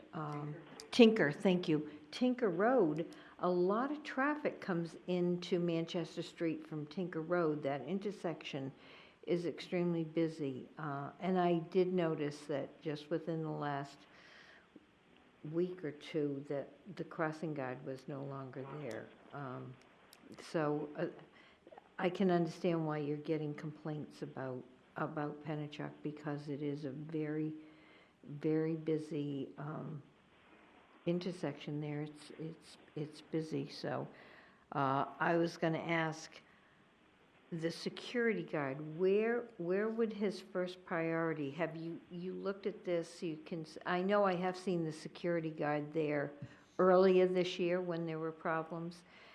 Can we try to, I know a lot of the elementary schools start later than Pennachuck, but is there a point where you can look at priorities time-wise and see if you can cover? I'm quite sure that Christopher does that on a daily basis and prioritizes them and knows what the hot spots are. It's just something we do. I mean, then we try to get the custodians to go out and fill the slots as well. And what's the cost for that, for the custodians? Basically, it's a 3-hour minimum, and if they're being called, it's still a 3-hour minimum, per their contract. So we pay a hefty price. And it's overtime for them. So, and if we bring them in from outside their shift, then $90. It's a great gig if you can get it. Do they cover the whole day? It's like, no, So it's 3 hours for the morning plus another separate 3-hour charge for the afternoon? yes. Cool, great deal. We try not to use it very often, but sometimes. Can't imagine for why. the really bad spots, we have to. Are we making any progress on that contract, Mr. Donovan? I've been here for 3.5 years, I'm still have to ask. It's currently in fact finding. The fact finder, I believe, has received the filings, I'll call them, from both parties. I know that Mr. Clausen asked me a question a week or so ago about it, so I believe they're in. And now he will then review and come back with a report probably in, I believe he said 4 to 5 weeks from when he got the filings, so. Just to let people know that might be watching, what do these crossing guards get paid? Their hourly rate, I believe, is about $16 an hour. And do they get a half-hour pay, an hour pay for If- each shift? If they work a half hour, then they get a half-hour pay. Okay. Yeah, I mean, one of the things we talked about before is to say the minimum, we'll give you a minimum of an hour, even if you're only there for half an hour. Mm-hmm. We talked about that, we did the math, and it's kind of a high number to get in the budget. It was in, I think it was 2 or 3 years ago, it was one of the budget items that we brought up. Right. So, I mean, that's something that's sort of on my mind as a way of maybe dealing with this, is to say, okay, if you work shift A and shift B, some of the shifts are an hour, some are 45 minutes, some are a half an hour, so they're different. But if we make them all an hour, that's something else we could look at. Would that help? I'm not 100% sure, but it might. Do we have enough money left over at this point, seeing we're not paying these people for all of these positions that are not filled? Do we not have enough money in the budget to do something like that? Well, we'd have to do it for all of them, Oh, okay. so. Yep. It doesn't sound as though that would be fair. No. Right. I mean, people would, if you paid them a minimum of an hour and some worked an hour and some worked half an hour, that wouldn't be fair. Yeah, and I wouldn't want to, okay, it's like, you join Comcast, you pay $50 the first 12 months, and then you pay $200, and the people that have been with you forever pay $200 all the time, it's, Yeah. I don't want to do that to the current No. employees. And That's- I understand that, but it is a safety issue. It is. Okay. Just one more thought, if I could. Sean? So as part of the middle school project, we are looking to do traffic analysis at the 3 middle schools and a potential site in the southern part of the city. Actually, I sat down with a potential vendor this afternoon to discuss that.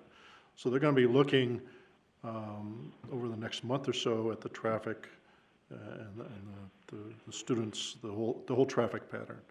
at each of the 3 middle schools. So that'll at least give us a little more data. Then how, depending on how the projects go, perhaps there are some measures we can make to make it safer for everybody. Okay, good, good. Not long ago, we got a complaint about fairgrounds. People were not stopping for the students in the crosswalks. Anybody know if that had been addressed? No? I did not personally hear that. No You idea. didn't did you hear about that? Don't recall. We got an email about that. A parent had written to complain about that. Okay. I'll try to follow up on that. Okay. Next. You can go. Thank you, Thank you. Sean. Appreciate everything. Okay, so the next item is quarterly credit card report. Sort of, since it's required by the policy to give you an update each quarter of our spending. I gave you sort of 2 pages. One was all of our spending last year by quarter. And then if you flip it around, you can see what the spending is for this quarter. Last year, the first quarter, we spent about $10,000. This year, $17,000. But it's all in the same areas. It's travels, conferences and seminars, and advertising. That's pretty much what we use most of our credit cards for. So once again, we use purchase orders for almost anything. We don't use this credit card for much, but when it comes to travel and conferences, it's sort of a need be. You can't make reservations without a credit card if you go into one of those things. So just sort of a quick update, nothing too surprising there. Anybody have questions or comments? Mr. Mosher? Yes, how do we account for the, petty cash? We don't really have much petty cash. Some of the schools have a small amount, but we don't have a petty cash account at each one of the, I guess we do have a small amount, probably about $50 at each one of the schools, but we don't, and they're required to turn in any spending on that on a monthly basis.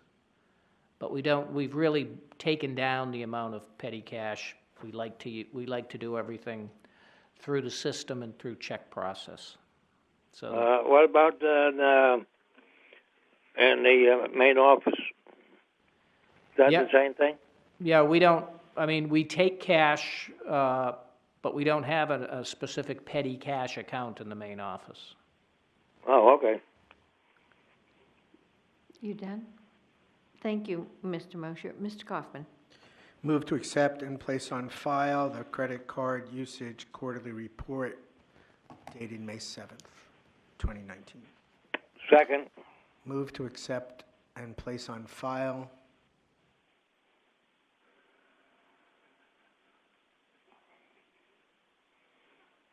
the credit card usage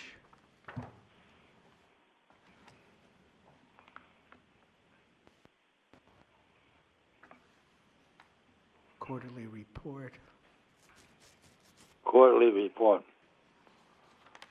dated May 7th.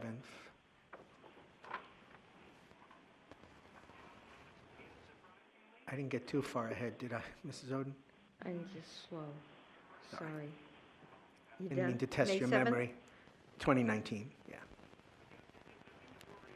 Okay, the motion by Mr. Kaufman is to move to accept and place on file the credit card usage quarterly report dated May 7th, 2019. Do I have a second? Yeah, I second it. Okay. Okay, Mr. Kaufman? Yes. Mr. Mosher? Yes. Mrs. Oden is yes, pass unanimously. Okay. Next one is the April transfer report. Okay, so just run through these. You'll find that many of them are the schools moving around their budgeted funds to make their year-end purchases. Per our closing, we've requested that all schools make their purchases completed by the end of May.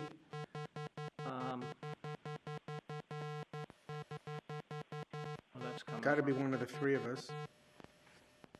Oh, Interesting. he might have hit a wire. Okay, so the first one is, actually was done, I had to do this one. When we agreed to move into the new Brentwood office, we had to put in, Mr. Smith covered the cost of any changes to the environment, so he paid for those costs, but. Renovations? Is that what Yes, you mean? yes. Better word. But there were some IT costs for a switch and some other things.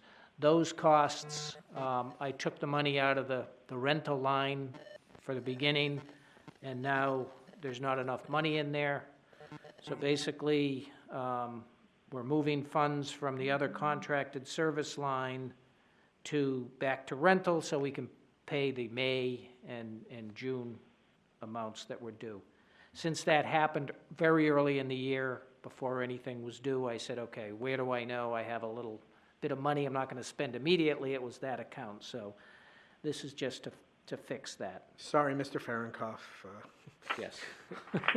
That's right. It's Okay, IT related, though. It's IT related. it is, and the good thing about it is, How much is it? we spent 20-something thousand, but most of the money that we spent, if we move, like the switch, we can take that with us. Most of the monies we can take with it. We're not investing it in the building. The wires we would, but the switch and there's some other device, I can't remember. Actually, I misspoke because Mr. Fahrenkopf's spending is next year. It's not this year. Yes. Yeah, okay. Okay, the next one is Special Education Department. That is, you've probably seen a little bit of it with some of the psychologists. This is with the sign language interpreters. We have a couple of them out on FMLA reasons, so we've needed to bring in outside services. So we're taking the funds from equipment and subscriptions to pay for the services. Next one is High School North. As I mentioned early, that's simply they're taking it from lines where they have not spent the money, and they are purchasing supplies. Supplies and Chrome carts and calculators. Maine Dunstable, taking it from supplies to purchase computer items, Chromebooks, and document cameras.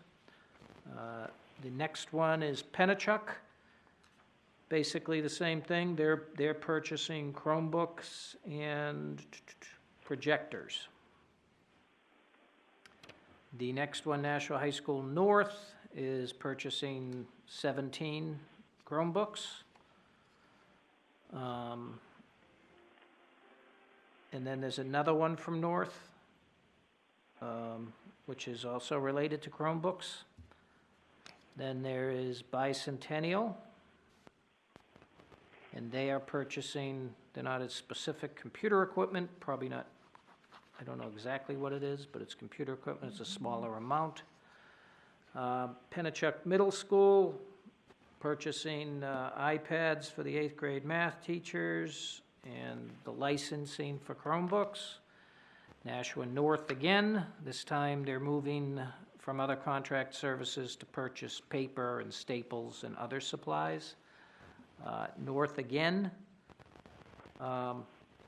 this was, if you read that to cover the overage created by moving funds, they sort of made an error when they did one of the transfer funds, so this was to fix it. High School North again, they took money from the contracted services and they're purchasing equipment, so it was in the music department. They're just, instead of, they were going to use some sort of outside service, they're going to purchase equipment instead for the music department. Fairgrounds Middle, taking things out of equipment and furniture to purchase medical supplies. And some, yeah, mostly that. And to fix the AED pads on the pads for the AEDs. They typically test those a couple times a year. And then the National High School North again, purchasing supplies, taking out of conference and seminars. And the last one is Bicentennial. They're purchasing an industrial paper shredder, like we have in the back of our building, and people love to play with it. So basically what you're seeing here, for the most part, other than that first entry of the schools moving monies around, they spend what they really need to spend in the beginning of the year, they sort of hold on to it for a while, and then when they come to the end of the year, if they still have money left typically in their supplies accounts, then they purchase equipment for the teachers, kind of spread it around. So nothing too surprising, very typical for this time. You'll see a bunch more of these next month also. This is Sorry. I understand the flow, having seen it before. I guess my only concern about it is they're buying equipment which ultimately yields future costs of licenses, maintenance, services, and upgrades.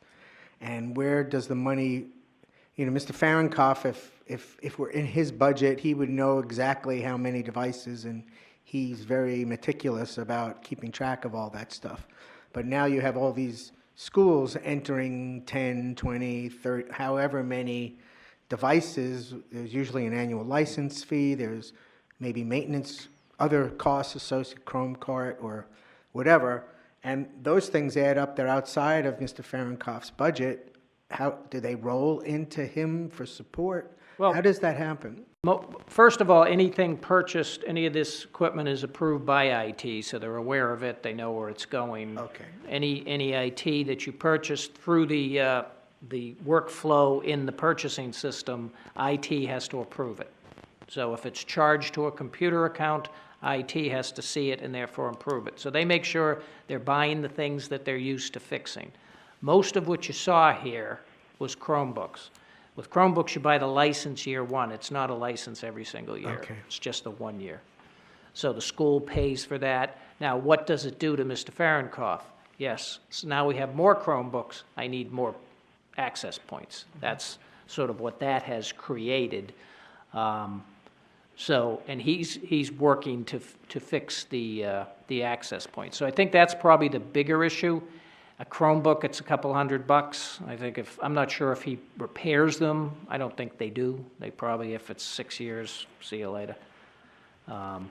If it's a 1 year one, then maybe they return it to, because I believe the firm they buy them in has an office in Nashua, so I think they bring them back and get a replacement. Thank you. Mr. Mosher, do you have any questions?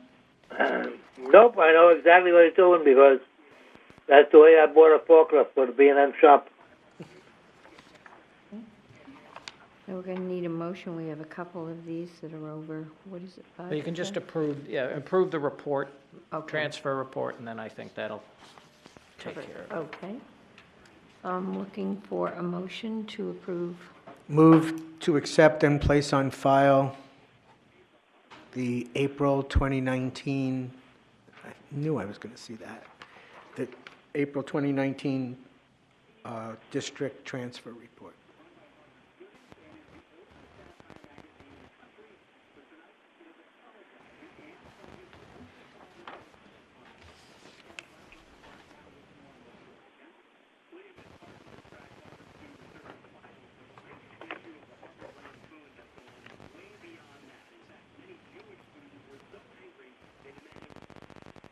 Okay, Mr. Kaufman moved to approve and place on file the April 2019 transfer report. I'm looking for a second. Mr. Mosher, do you want to second that? Second. Okay. Mr. Kaufman? Yes. Mr. Mosher? Yes. Mrs. Oden is yes, passed unanimously. Okay. Moving on.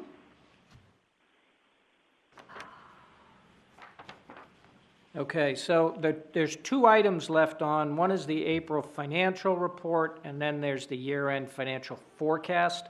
I can cover the financial report in the forecast, so I suggest we'll just Okay.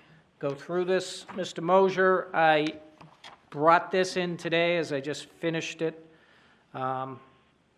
So I don't have the forecast. You can look at the April report if I speak about April, but the forecast piece, sorry, but you're not going to have the document to review it. Next month, I'll try to get it to you sooner. Yeah, that'd be fine. Okay. All right, so we'll basically start if you flip to the back page, because you have, it's on the, just flip it over. Okay. Okay, and you look down on the bottom of the box, and it shows remaining 61,213. This is the first time in the last 4 years that my first forecast had a positive number, which made me feel kind of happy, but then figured I must have done something wrong. So I did go back and spend more time with it, and I said, you know what, I'm actually feeling pretty good about it. So, but with any forecast, I'll do it again in another 3 weeks or so once I get the May information in, I'll put it in, and I'll get a better sense. But, I mean, that's sort of the good news. So let's sort of flip back to the front. Obviously, this salaries and wages. So you can see I have a month by month going across. What I did for April was I did a forecast for the April salaries. Then I got the actuals, and I was within like $20,000, which was oddly close. So basically now I've then done the same for May. I've done that for June. I've also then, if you take a look at June on the very top line, the wages full-time, you notice a big jump, $8.7 million in June, because that's the teachers that get their lump sum. They get their summer pays all at once in June, so that's why that number's higher. And then in the summer column, you'll see the $6.219 million.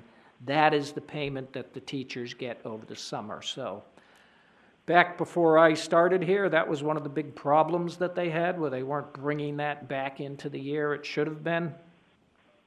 So I've done this same teacher pay calculation for the last, I don't know, probably 6, 7 years now. And so the numbers seem to be in line. I'm pretty comfortable with those numbers.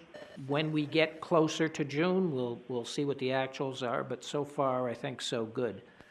Now, if you slide a little over on that same line, you'll see remaining, you'll see a minus 2.5 million, so which you say, wow, that's a little bit alarming. But the reality is, if you go down to the bottom of the salaries and wages account, you see a number of 3.788 million. And what that is when we first put the budget together, we budget the staff that we have. If there's a contract that isn't completed yet, we put it in that budget adjustment. So the teacher contract, when we first did this, was there. So basically that 3,788 essentially gets moved up. So you really got to compare the minus 2.5 to the positive 3.7. You net those two out. And it's really not a negative number at the top. That's, I guess, what I'm trying to say. It kind of gets reallocated to where it belongs. Yes, exactly. So looking down at the other wages and salaries lines, when we sort of look at the bottom, the far right, you'll see remaining percent used in budget. So based on my estimate, there's going to be about $861,000 remaining in the salary accounts. As at the last 2 years, that number was much, much lower than that. 1 year it was, I think, almost break even, and the other year it was probably about 100,000 or so. So that, if these salary calculations are right, that's going to help us a lot when we get further down. We talk about the out of district. So Are you going to be able to know why you're off so much, since previously you were much tighter? some of it is related to some of these other accounts. For example, last year, the retirement and separation pay, this year, I'm saying that we're gonna run over by about 96. Last year, we ran over by about 225. That's one of the accounts. The other is, some of it is related to the attrition, and I haven't done that detail an analysis to know exactly where it's coming from, but I'll be able to tell which group it's coming from, whether it be teachers or custodians or clerical or whatever. I sort of do it at that level. I don't do it at, the person-by-person level. That would be a tremendous task. So that's sort of the good news. The next set of accounts, the fringe benefits, the only line that really matters to me is the last one, the educational assistance. That's the tuition reimbursement that we have in our contracts. I'm expecting we'll have some left because some people sign up and don't take them. The other accounts, really not that much of a concern because that's what's put into our budget by the city. So if it turns out to be a negative, they'll have to deal with it. If it's a positive, it's not like I get to keep the money and use it for somebody else. I give it back to the city, and they'll true up all the other departments with that.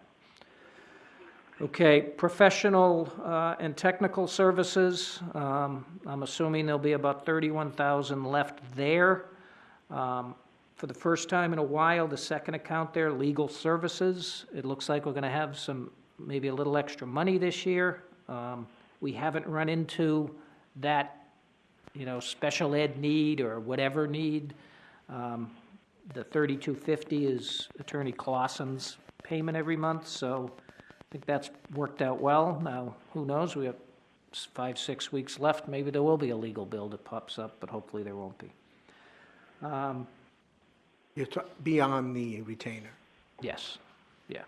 Or from another attorney. So sometimes we reach out to outside attorneys if for a specialty case related to special ed. I mean, Mr. Bolton helps where he can, but sometimes it's but so far so good this year. Okay, property services. Now this is sort of the opposite of what's happening with the salaries and wages. If you look, you see the electrical, the heating, gas, and the water. The electrical's been running higher all year long. These are my estimates, for May, June, and sort of I always put the summer for some late bills. But potentially that could be about 95,000 over what we budgeted. The heating gas will make up for it because it's 151,000, and then the water looks like there'll be about 7,000. But that's sort of those are the accounts that sort of where you see the big deltas. And it's about 48,000 that I'm projecting we're going to have extra, whereas the last couple of years it was 200,000. So, better news on the labor front, worse news here. I'll work with Mr. Smith as we go on here to take a look to see what specifically it is with the electrical. Some of it is probably, when we do these deals where we get the savings, but then we use the savings to pay for the new LED lights and things like that. So that's going to keep the cost up until we pay it off, and then it's going to drop down. So maybe this year we had an awful lot of those hit during the year, but I'll get a list from him and we can figure that out. Can I ask a question? Sure. It's probably dumb, I don't know, but would all the additional Chromebooks that we're using in the schools, would that affect the cost of electricity? I don't think very much, but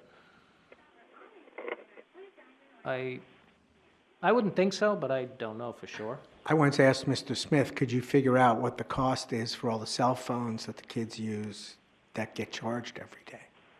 Because everybody's plugging in. Yeah. But to be honest with you, I think it's more the updates we did. And then when we do these new schools and we put in the new HVAC systems, they're more efficient when it comes to but they have more fans, they spend more money on electricity sometimes, they save it on the heating. I think there's some truth to that. Mr. Smith can probably answer that better than I can, but I think we've had that kind of discussion. Okay, certainly. Okay, so the next set of services is other services. It's telephone and a whole bunch of small items.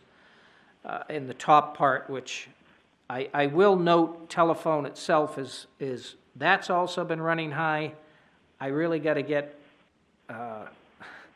IT to get back into this telephone thing. We put in a new system, the costs have gone up, they haven't gone down. I'm like, I don't understand why. So, they have had a bunch of people out and things, but that's an area that really got to get a better handle on as we move forward. But based on the spending this year, we're going to overspend in that account. And then when you get down to the bottom, you'll see the larger budgeted amounts, the transportation, the regular and the special ed transportation. It looks as though this year, at this point, I'm projecting we're going to actually have an extra 60,000. We've been negative in that for the last few years. We did fix the budget this year in transportation. And I think maybe part of this is some of the out-of-district. Maybe we've had a hard time getting some of these kids to school sometimes with the transportation shortage, so we haven't paid it as much. I'm not saying that there are kids that aren't getting to school, because I think they are, but we've probably had to rejigger some things. But as the year goes on, I'll look a little closer, but as far as first student, we're fine. And I think we just adjusted this year's budget in transportation to get it closer to what we thought was reality. So it looks like we'll have some money left there.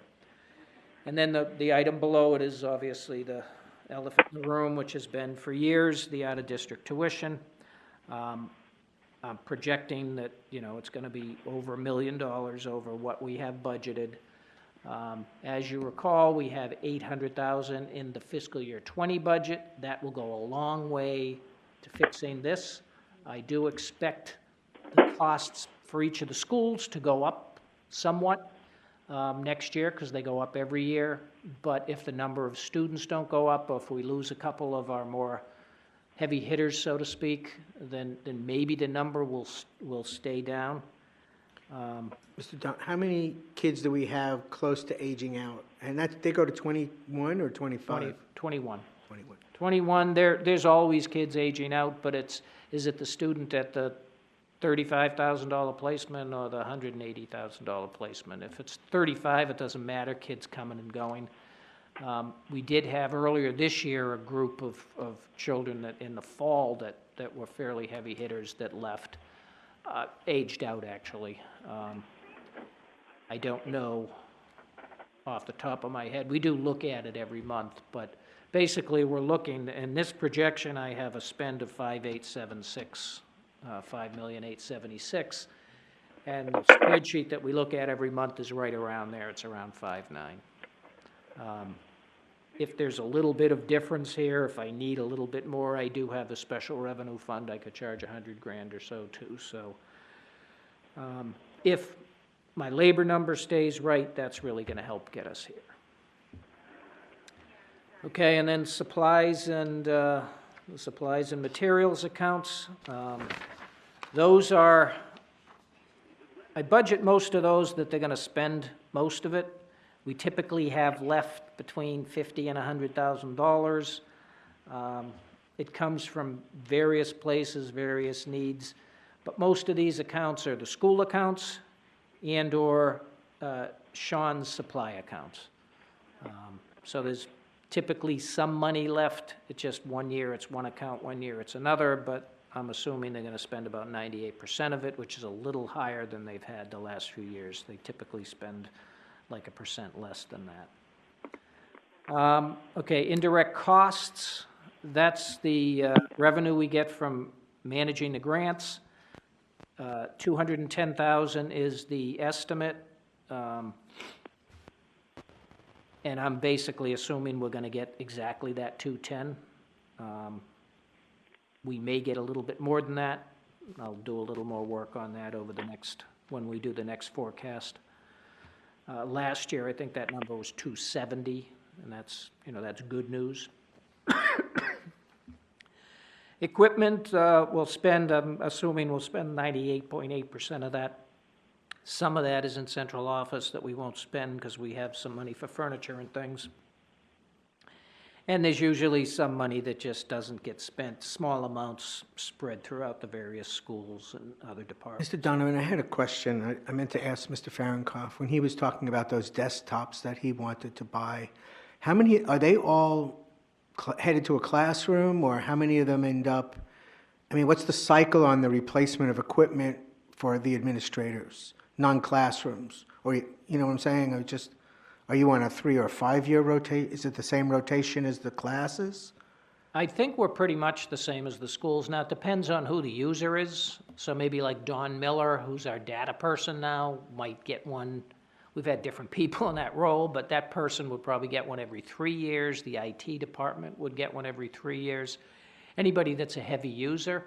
But your typical administrative person, secretaries and people in central office, you know, I would suggest most people, there's computers are 5 to 6 years old. So it's kind of follows with the schools. But when Mr. Fahrenkopf purchases the computers, he, at that point, decides, okay, these are going to Elm Street, or these are going to a lab, or these, he typically, because he keeps all the, he has that program where he keeps all the data, he knows which are the oldest machines. Okay. And occasionally it could be teacher machines, and they could be spread out throughout the whole district.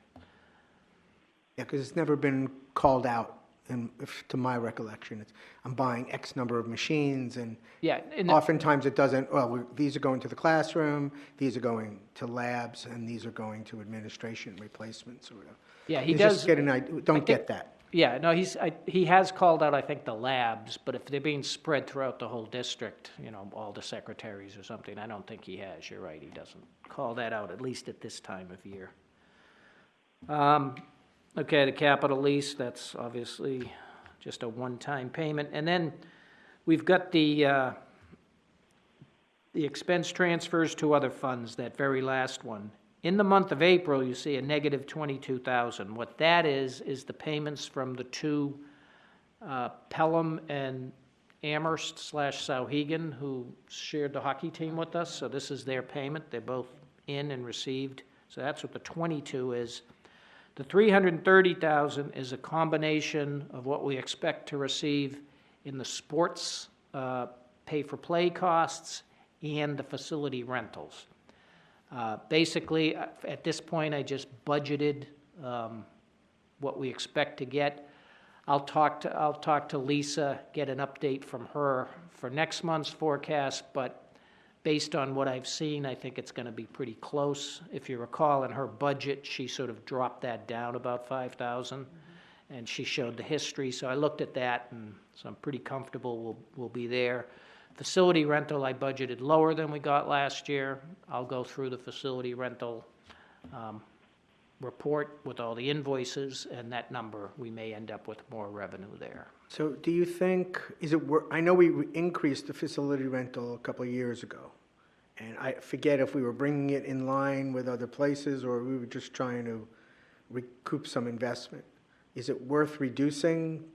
Is it price sensitive that if we reduced, we might draw more in? No, I think we're having a good year for facility. We had a very good year last year. We're having a good year again this year. Like I said, I think this number is going to get better next month in the forecast. I don't think we need to reduce our costs. What we may need to do at some point is increase the cost per hour of custodial. Yeah. If there's a new contract coming through there, and we'll do the math, and I think it's $30 an hour now, we may have to increase that, because it's pretty much all overtime. Do we leverage the cyclical nature of the political season?